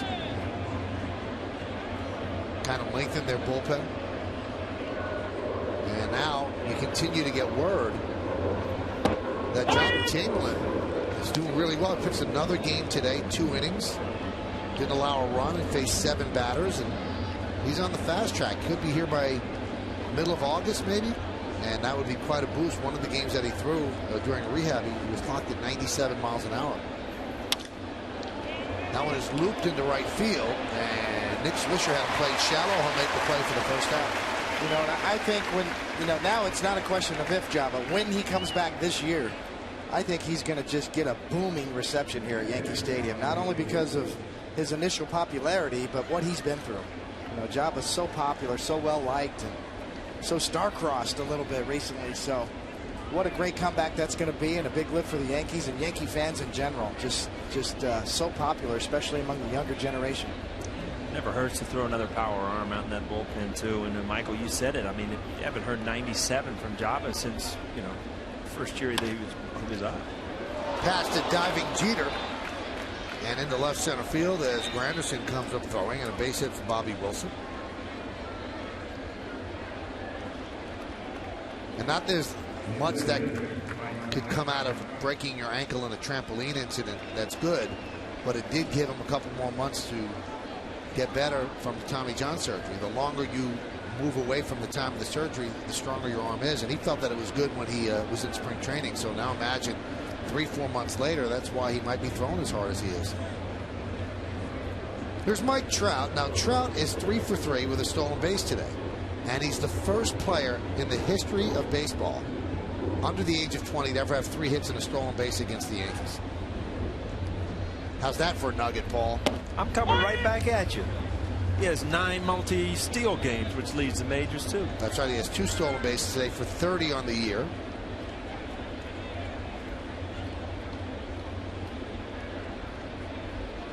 The more the things you read about Mike Trout, it just tells you he's a good player, period. And the Angel record, by the way, for stolen bases is 43, set back in 1992 by Chad Curtis. So he certainly has a great chance at that.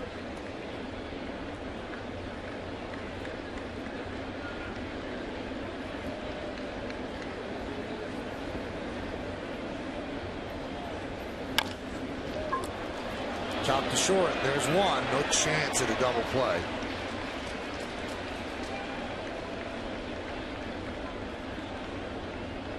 You talked about, and Epley gets that good movement because of his sidearm delivery, gets a good sink You're going to see a lot of ground balls. Good sink in the upper 80s, too. Trout beats it right down into the ground. And Jeter very smart, and Cano as well. Just make sure you get one. Ouch.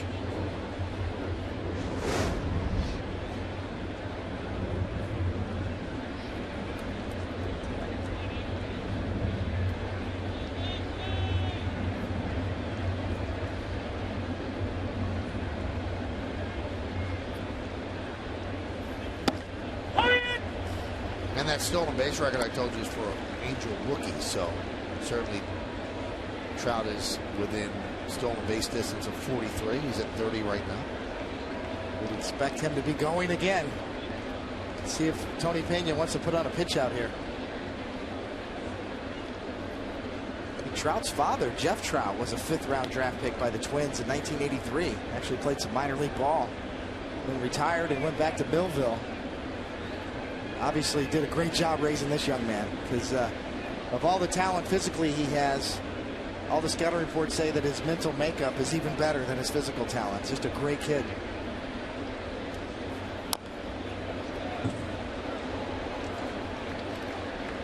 Ibar's had a couple of these at bats today that, you know, with Pujols on deck, if Ibar can get on, you give Pujols these opportunities to drive in runs, and he's come through in these. And Pujols has had a couple of opportunities that hadn't come through, so right back at it again.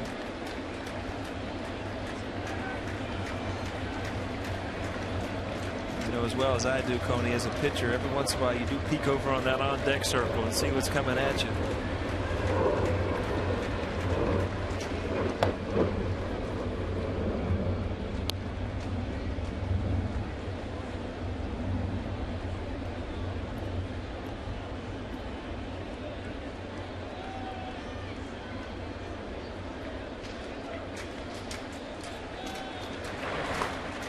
Logan up.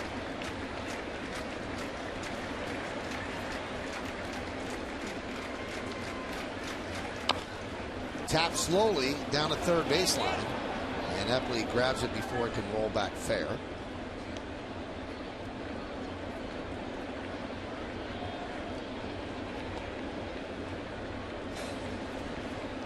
A little surprised Trout hasn't taken a shot yet to steal here, especially with 2 strikes on Ibar.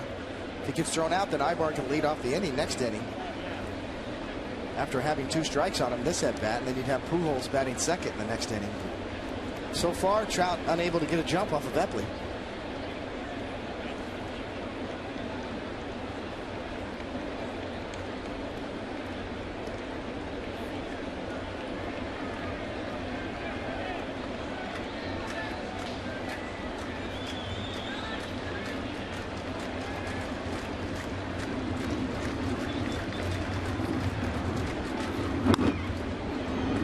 Popped up. Jeter's right there. So Epley works a scoreless 6th inning. No runs, a hit, and 1 man left. It's A-Rod, Cano, and Teixeira coming up in the bottom of the inning.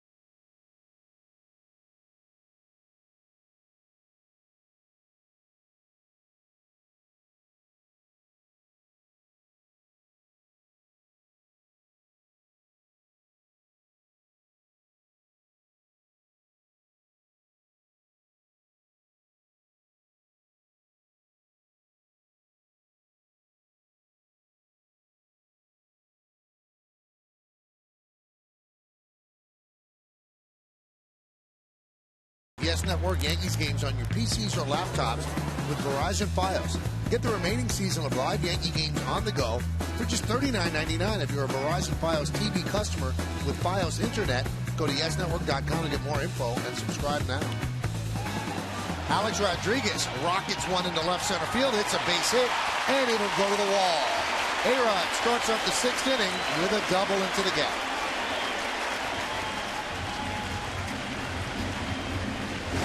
In these close games, attack on runs is good. A high breaking ball.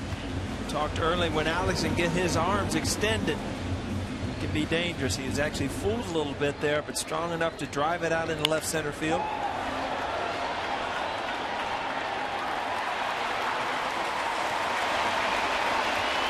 Michael, I forgot to ask you. I was coming in today and listening to the radio, and there was an advertisement. You're doing a golf tournament or something. I'll be there. Yeah. I don't golf. I don't golf. Oh, you just show up to a golf tournament, don't golf? Yeah. What's up with that? I'm seeing something. I was going to come and watch. Looking for a caddy? Yeah, exactly.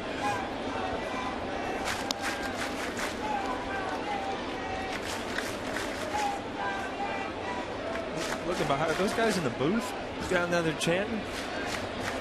There's mic'd up. Takahashi. Throw that name at me quick there, Conan. 3 times fast, right?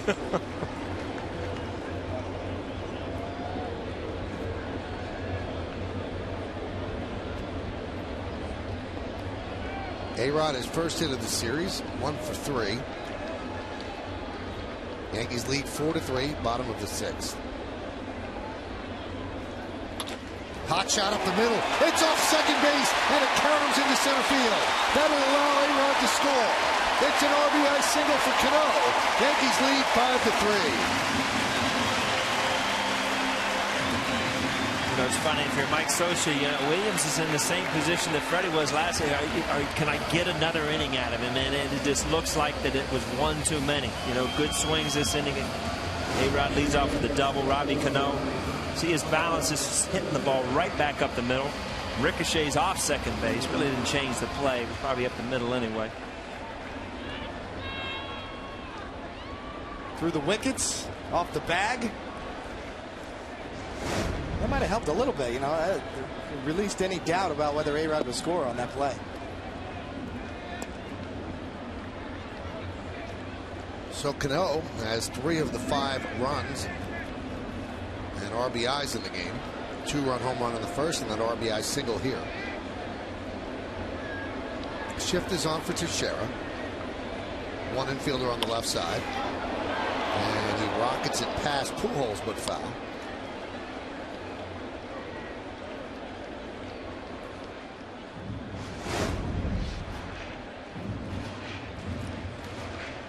When you're playing that close to the line, anything gets by you, it has to be foul, and that's what it was. Yankees 3 for 4 today with runners in scoring position. Angels 1 for 8. Right at Pujols, double play. I mean, what can you do if you're Robbie? I mean, you have to lead off with a pitch and you freeze, but it's just, all right, I'm out. Look at Pujols stare at him a little bit too. Gotcha. Little look to Robbie. Uh-oh. Yeah. Little smile.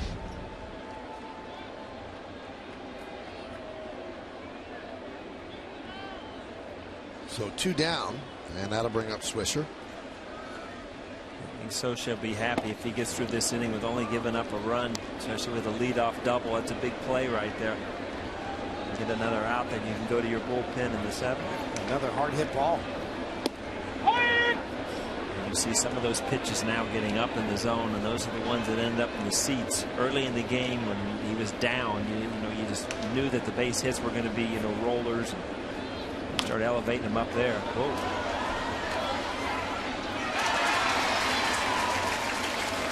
Pretty close. Have we had any balls in this booth yet?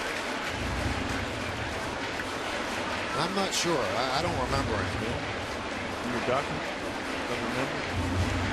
I would be jumping after it. You know how I roll.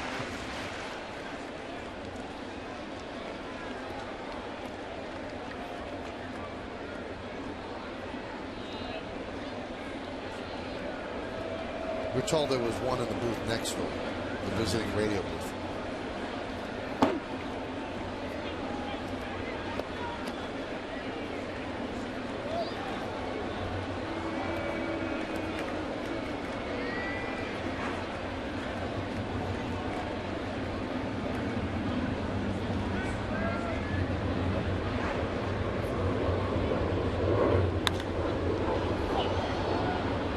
Fly ball to right field.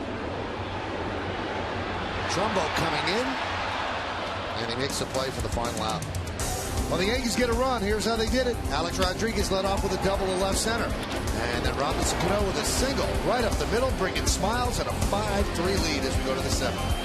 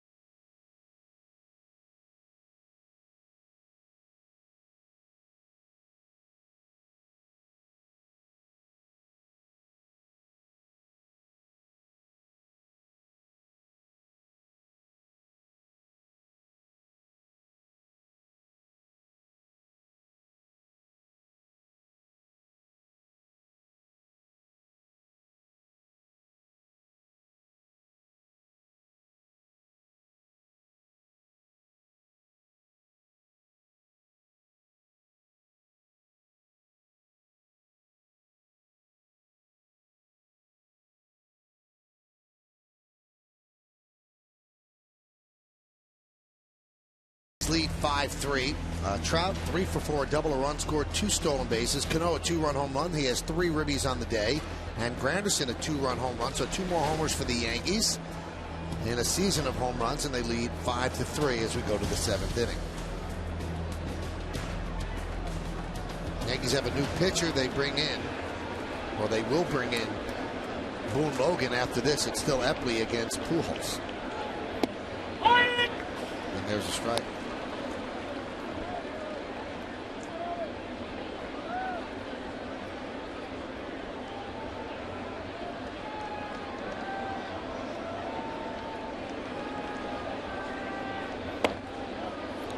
Earlier I said Trout was the first player under 20, and I misspoke. 20 or under. I want to get that stat right. He's 20 years old. He's not under 20. Who's had 3 hits and a stolen base in a game against the Yankees. So 20 or younger. Cadillac scoreboard. 5-3 Yankees lead. Pitch outside. 2-1. And it's come too far. Now we have players born in the 90s. Yeah, that's weird. I never. Trout born in 1991. Whatever.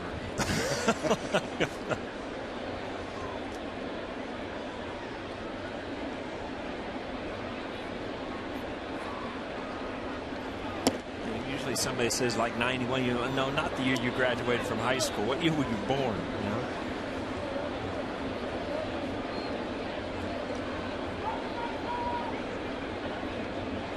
Not this guy. Albert Pujols was born in 1980, so he's been around a little bit. A career 326 hitter. Average down to 269 right now. 3-2.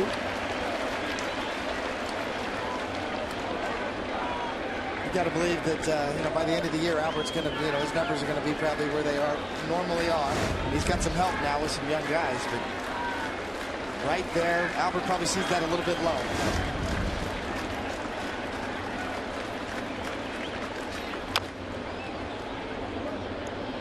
The one thing you see in Albert Pujols, you watch that little thing where him holding the bat, and you always teach kids to get that bat out in their fingers, and that's how you can really release it. A lot of young kids want to really just dig that back into the palm of their hands much quicker. And you'll see Albert Pujols really, in his setup, gets that bat out in his fingertips so he can just let it go. Grounded right to Teixeira. One away.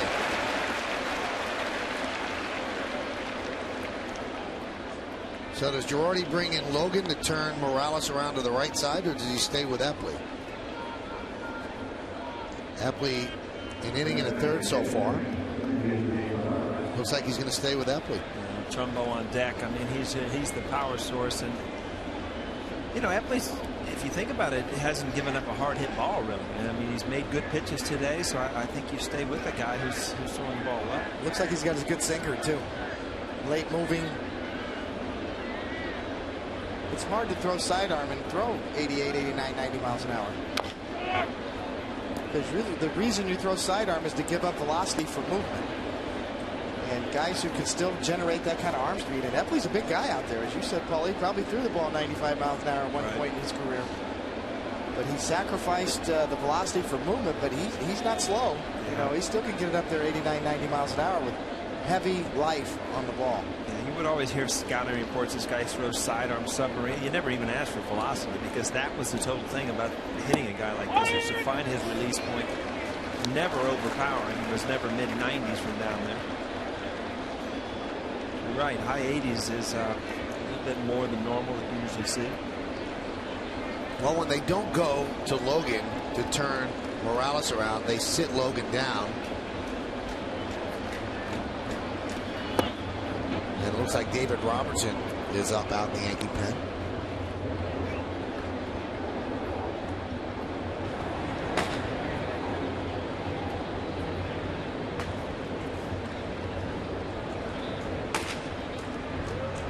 Some good acoustics out there today. The 1-2. 2-2.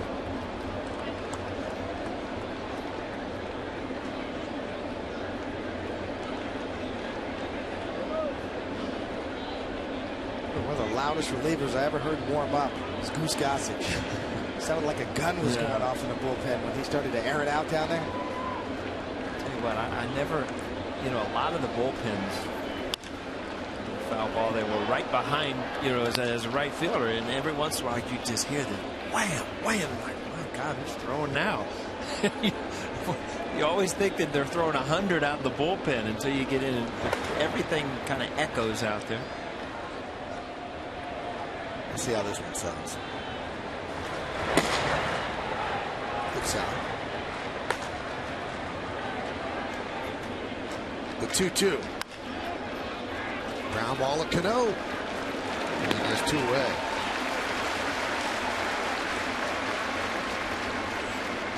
So with the power hitting Trumbo coming up, getting Morales is big. You're up by 2. Now the worst Trumbo could do is pull you to within 1.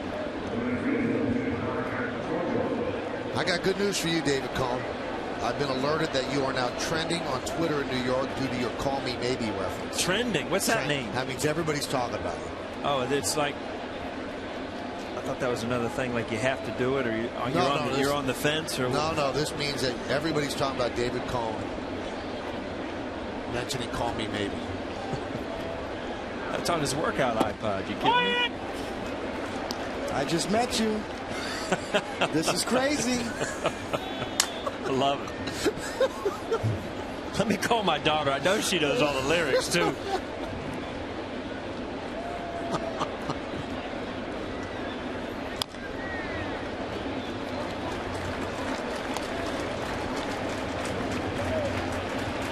You might be the coolest dad when your boys get old enough.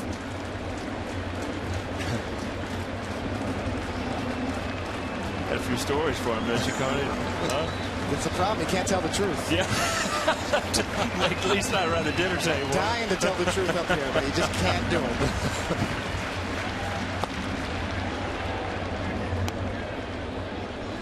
Your sons will have mastered Google by then. Yeah, they can't hide either. That's true.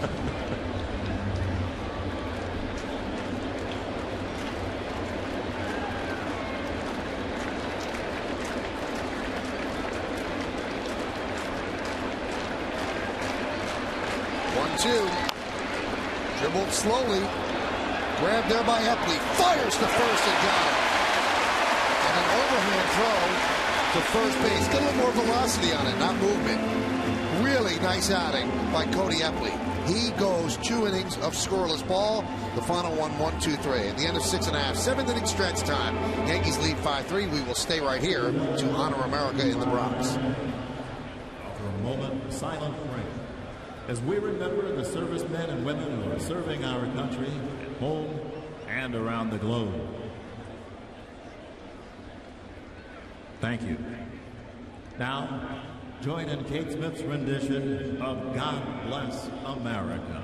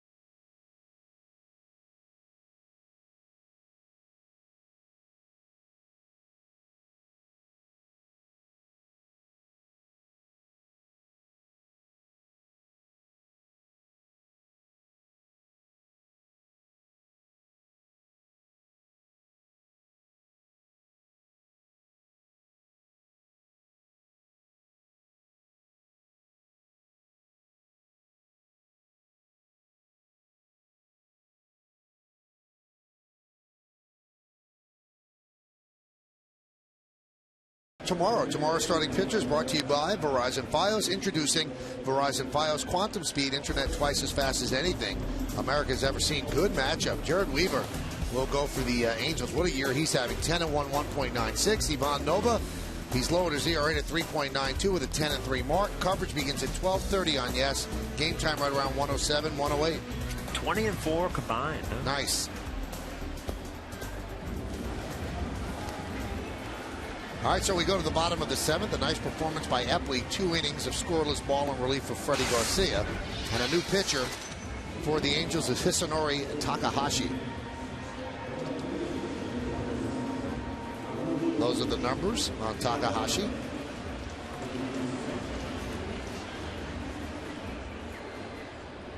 Thought one of the greatest scenes early in the first half of the year, Paulie, was when Weaver threw his no-hitter. And his father was on the field with him after the game. I mean, what a beautiful moment that was for father and son. big article on Weaver the other day in the USA Today about, he said, come on, how his agent said he was underpaid and this and that. And he said, these are the numbers, and I'm happy where I am. And every once in a while, it's just good to read a story like that, Cadillac scoreboard 5-3, Yankees lead.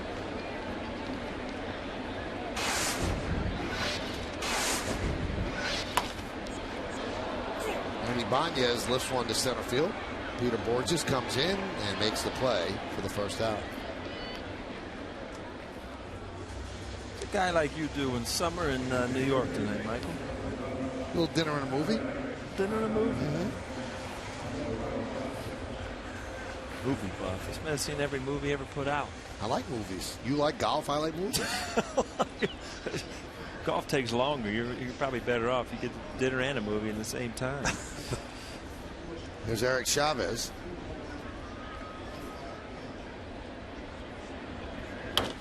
He swings at the first pitch and pops it up. Callaspo. They're going to one of your lucky places tonight. That's right. Alba's tonight. That place is awesome.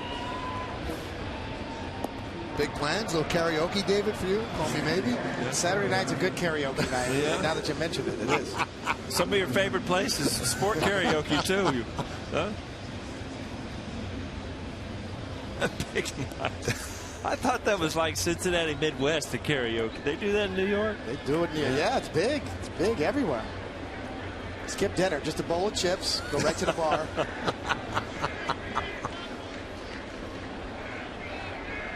Chris Stewart takes a strike.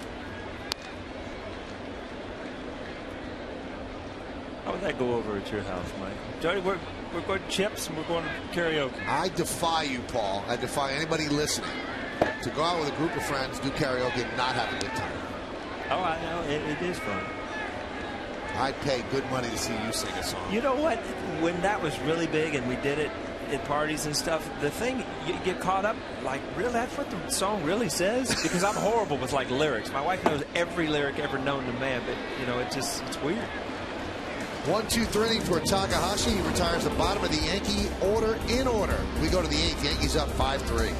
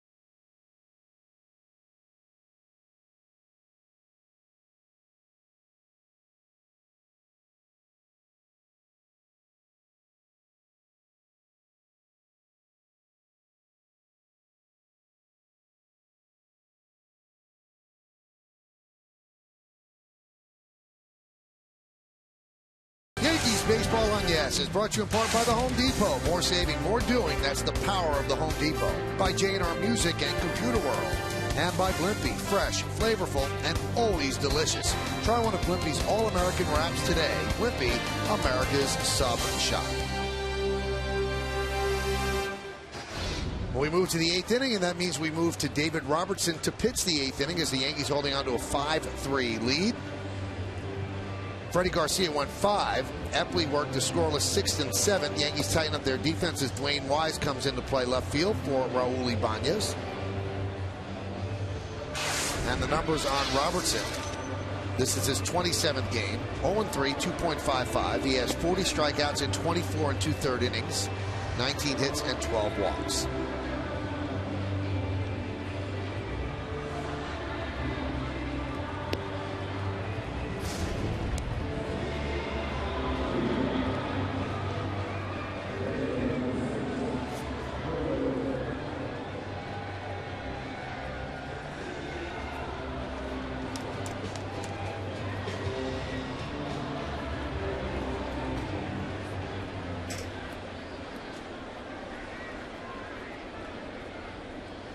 Alberto Callaspo will start it off, and then Kendrick and Borges.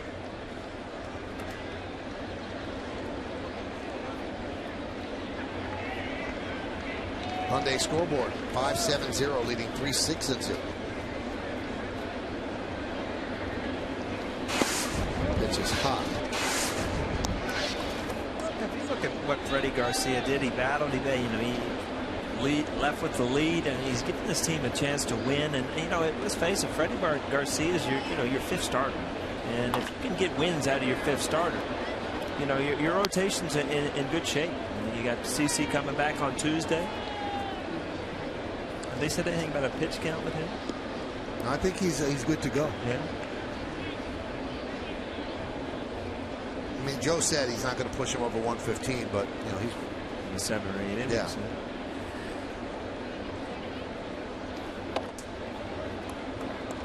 We used to say you couldn't go over 140. Yeah, I averaged about 135 there for a stretch. Yeah. Former Yankee LaTroy Hawkins warming up in the Angels bullpen.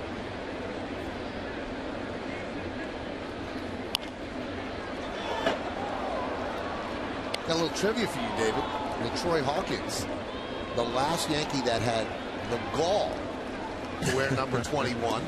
Angered the fans. He realized I better switch. He switched, and nobody has put on Paul O'Neill's number since.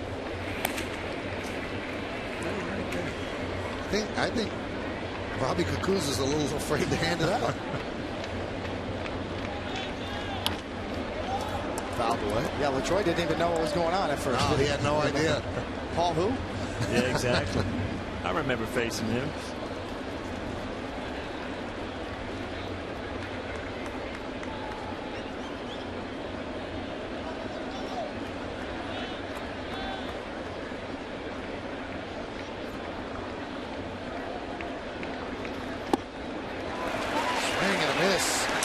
Some different swings. You see guys who were out front pulling balls. Now all of a sudden Robertson's in there, and you see him fouling them off the other way, and fastballs by guys. Power arm. There's something about his fastball that just kind of jumps at the end and gets by guys. You can really see that side angle, how late Callaspo was on that fastball, really right down the middle. Here's one guy that has had some success off Robertson, Kendrick. 9 from 19, 474. Too many guys have good numbers off Robertson.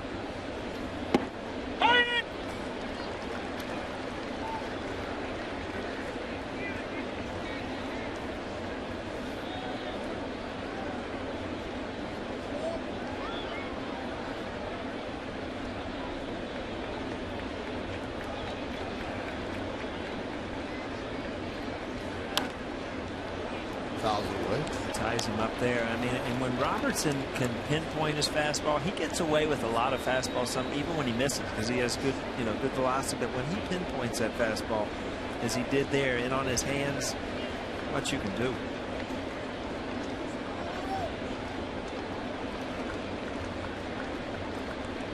Tough place to be a hitter here. You haven't seen his curveball. You know he has a good one. So you just take the fastball down the middle looking for the curveball. And that's where, a smart pitcher can say, hey, I tied him up. Why go away and go to another pitch? Just a good fastball in the outer half. I mean, here's the target. The glove right there, right to the glove. I mean, Stewart had a little movement on his glove before he caught it, but it was right to the center of that target. Kendrick, obviously, you see he's talking about the angle on Robertson's fastball. Hard to pick up.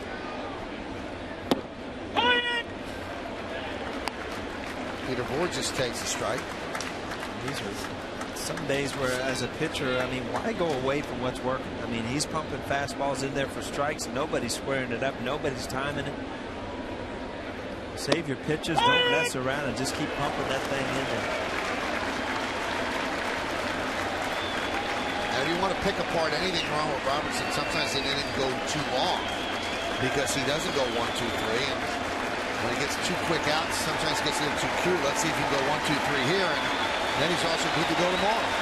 Each game leads to the next. Crowd looking for a strikeout. Chance to strike out the side. He stayed stuck with the fastball again, late on the swing.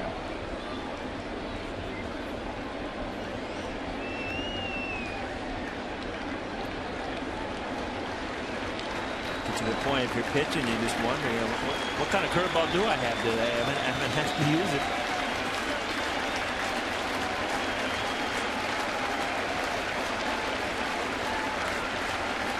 The 0-2. There's a base hit. As Borges picks up a 2-out single, keep the inning going.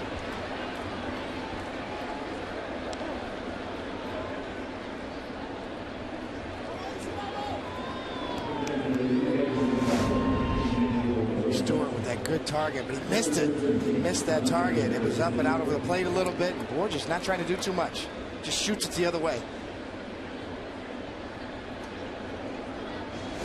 See if the Angels try to manufacture something here with 2 outs. Maybe get Borges on the move. Pinch hitting here is Turris. So Bobby Wilson take a seat. And the pitch to Asturias is a strike.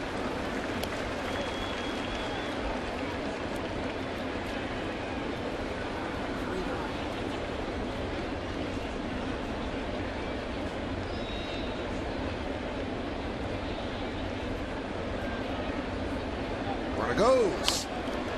Popped up. Left side. Chavez on the run, and he makes the play for the final out. So Robertson works a scoreless 8th. The Yankee bullpen. 3 innings of scoreless ball in relief of Freddie Garcia. We go to the bottom of the 8th inning and the top of the Yankee order coming up.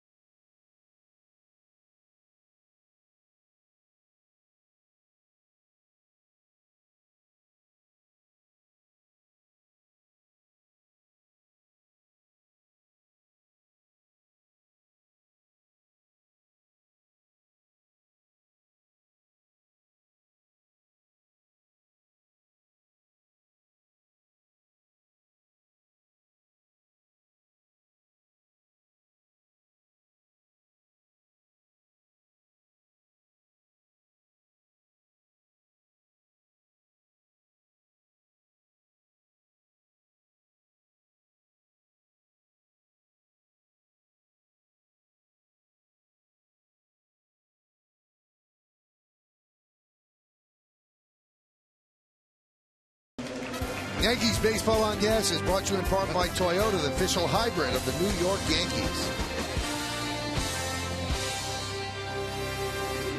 Well, we go to the bottom of the 8th. Yankees up 5-3. And if you want another chance to catch this game and every Yes Network game another time around, if you missed any of the big hits and great plays, just watch the encore later every night or again the next morning at 9. Brought to you by Verizon Fios.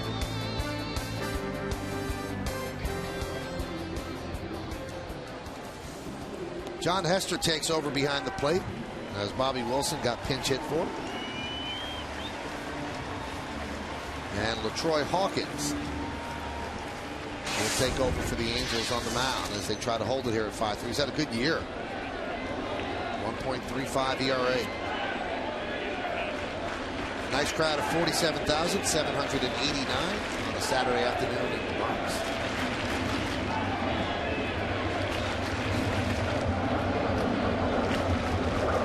Monday scoreboard 5-3. Yankees lead. Derek Jeter will lead off against Hawkins.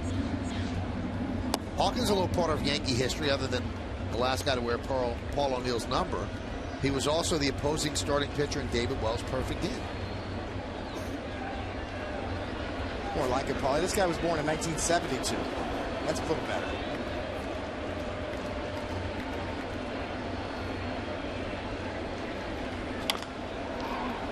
Grounded to short. High bar gets Jeter for the first out. Well, you could vote along with us for today's Chevy Player of the Game. Text your vote to 42951 or vote online at YesNetwork.com. Here are today's candidates. Is it Cano? Is it Granderson? Is it Kai Aspo? Vote now and make your voice heard. Standard text messaging rates apply. There's no clear-cut favorite today. No. It's got to be one or two, though, I would think, right? Yeah, I don't think Kai Aspo is getting any votes. Had to fill the board there, that's what you're saying? I guess. Here's Granderson. He could help his candidacy with another home run pitch outside.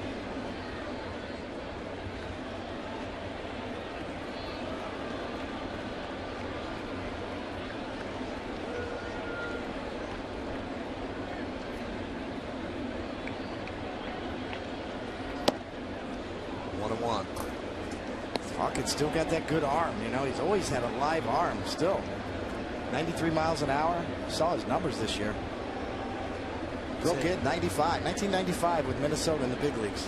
Michael, you brought it up, and he was a starter originally. He used to throw his big overhand curveball and a changeup with that fastball. But since he's gone to the pen, he's, you know, pretty much just a fastball guy. And he could come in for an inning or two and get away with it that way. Mix in a curveball once in a while.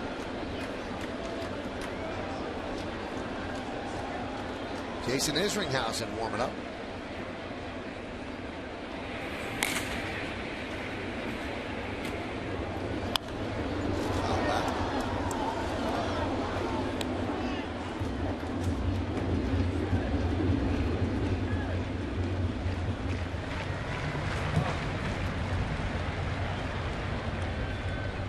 Sorano getting ready to pitch the ninth inning.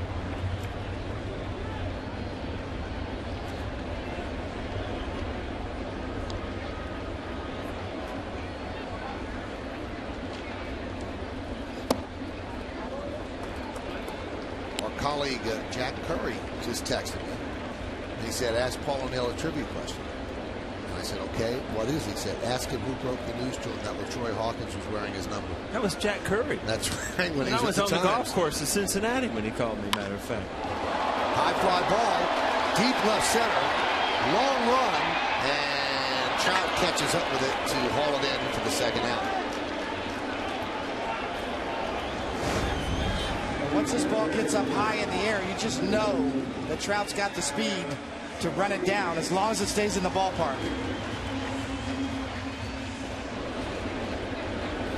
Gorgeous in center is kind of shading him to right field a little bit, so this is Trout's ball all the way. You just wonder where, you know, in the next couple of years Trout's going to end up. Is he going to be a left fielder? Is he going to be a center fielder? Borges, you know, we talk about it, he's a good defensive center fielder. Alex Rodriguez grounds one up the middle. Grabbed there by Kendrick, fires to first, and A-Rod has himself a hit. So he's now 2 for 4 today, and that'll give Cano an at bat. Well, anytime you can do that, that helps, because Robbie can do a lot of things. We saw him earlier in the game. Take one out to left center, and this is a good matchup for Robbie, where he's going to see a fastball before the count's over. Troy Hawkins is a guy who won't pitch around people, will go after people.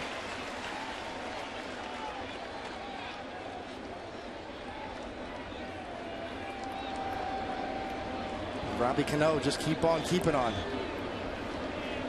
It's another song. What one was that, Coney? I'd ask Michael, but he hasn't got one all year.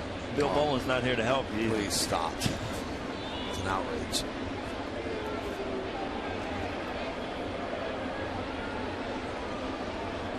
Cano with a 2-run home run tied the game at 2-2 in the first, and then an RBI single in the 6th inning made it 5-3.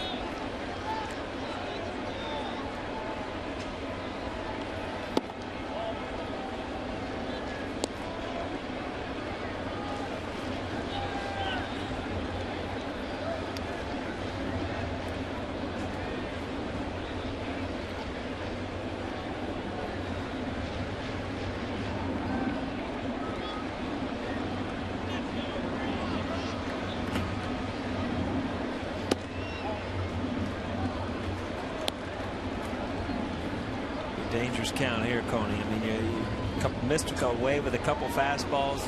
You don't want to walk anybody, but boy, you just can't groove a fastball to Robbie here.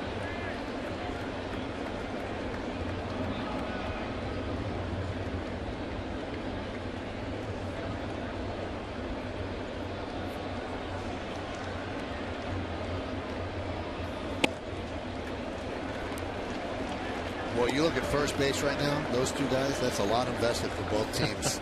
Wow. It's a lot of numbers out there, too, if you take lot their of home career runs. numbers. That's it. You get a lot of dollar signs. Gross domestic product of about 6 different countries right there. And for 1 year. A-Rod goes on 3-0.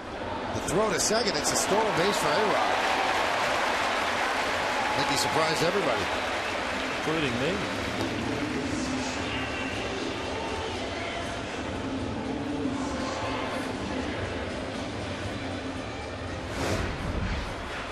Running start. Yes, he's off into the races, and Detroit's just now releasing the ball, and that'd be number 10 on the year.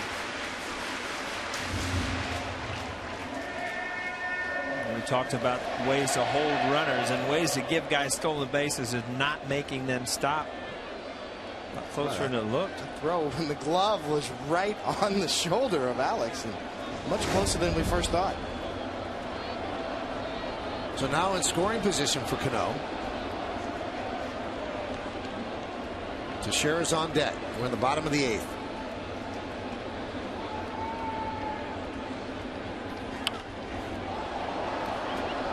Two. Talked about it earlier. Anytime that Robbie really gets in trouble, he leaves the strike zone, and right there, I mean, he's such a good hitter. You feel like he can hit anything, and that ball is just up out of the strike zone a little bit.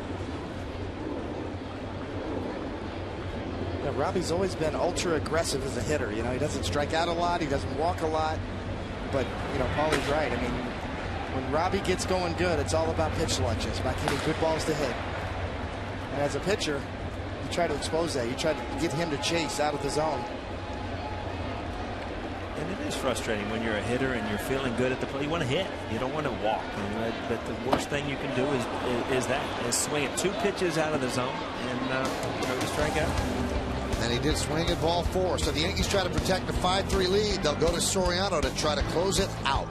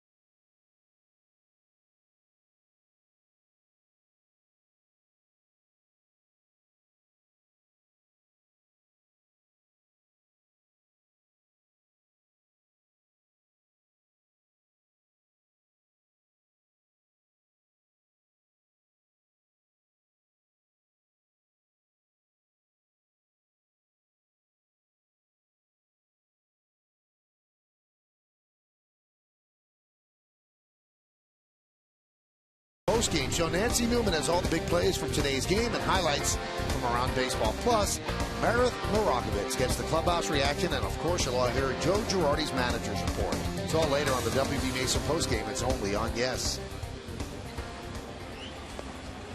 A rare upper deck view of the WB Mason sign. Get some little WB Mason trucks. When are those coming? A couple days from now. I think so. Yeah, you want some? A lot of people have asked me if John Flaherty is a WB Mason guy. Without the mustache, yeah. He just plasters it on. I can assure you it is not John. So Sorano is ready. He closed out yesterday's game, and he'll face the top of the order now to try to close this one out in the ninth. Yankees lead 5-3. Good numbers on Sorano. Outstanding numbers. 21 out of 22 saves. 34 innings. 15 walks, 35 strikeouts, and he is a dominant closer for the Yankees. 2-0 record with 21 saves. And he'll face the dangerous Mike Trout to start it off. They're in at the corners, guarding against the bunt. And there's a strike to Trout.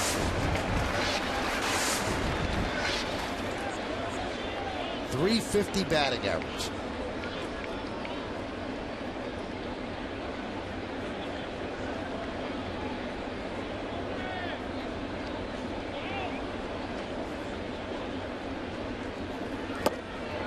Count 0-2. It really is amazing how different a pitcher he is pitching the ninth inning than he was pitching the seventh to the eighth. So much more confident, so much more aggressive. It's like he signed to come over here knowing he was going to pitch behind Mariano, but didn't know how it was going to affect him. I mean, it just didn't feel that same thing when he was out there. It's one of those pitches, Coney, that if the catcher receives it, you might get the strike call. Stewart's setting up inside. You see this ball's got a little cut on it. Kind of fools him as he gets it off the web. Trying to get this ball in off the plate. It ends up catching a lot of the plate, but down. Right off the web. A lot of movement.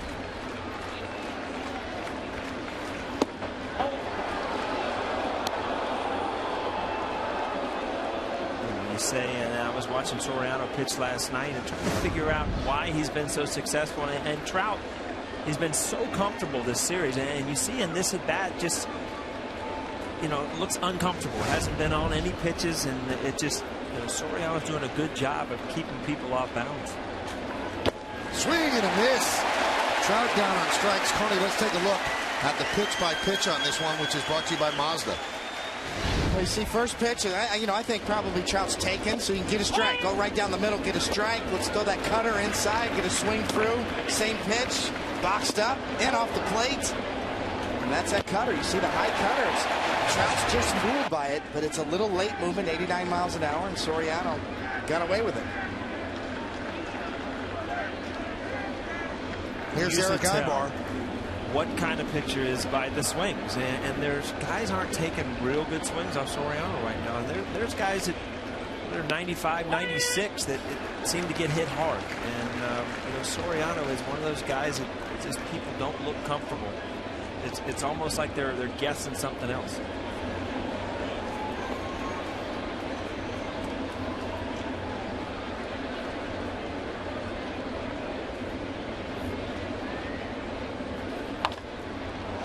High fly ball, right field. And Swisher runs out of room. You know, Soriano's one of the rare closers that will mix in three different pitches. You know, he'll throw that slider. His fastball, that's probably his best heater you just saw right there at 94. The cutter he struck out Trout with was about 89 miles an hour, and the slider's in the low 80s. So, you know, for a one-inning guy and a closer, you don't see too many three-pitch closers. He will throw any one of those three pitches at any time.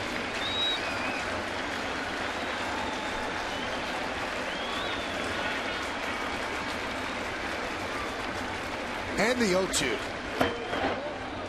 1-2. Important guy to keep off base because Pujols is on deck.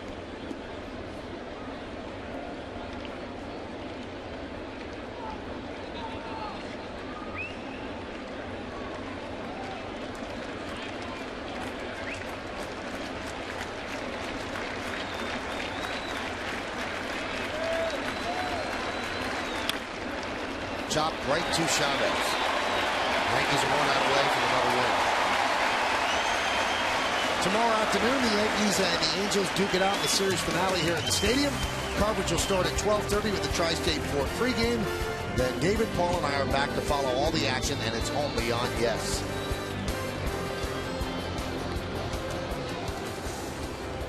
Now here's a stat for you, Michael. Look at this. Wow. Pujols is 5 for 5 with a home run against Sorano. That's got to be his time, probably with the Atlanta Braves. Although they could have met in the interleague.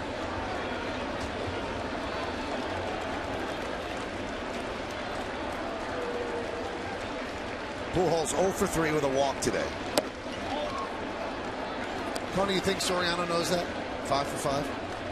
I doubt it. You know, that's not enough. I mean, I think he knows, you know, that Albert's probably gotten him a couple times. He might remember the homer, but 5 at bats, 5 for 5. It's possible he knows, but I would doubt it.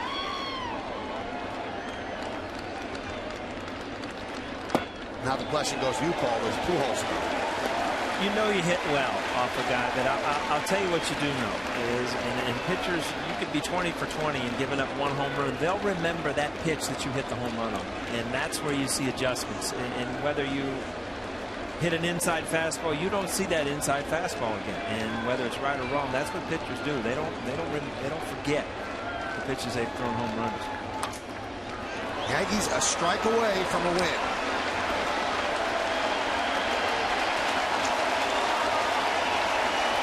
Sorano kind of cutting his fastball. Probably learning from the great Mariano Rivera. We've seen Robertson, the Yankee reliever, and Sorano kind of take a page out of Mariano Rivera's book.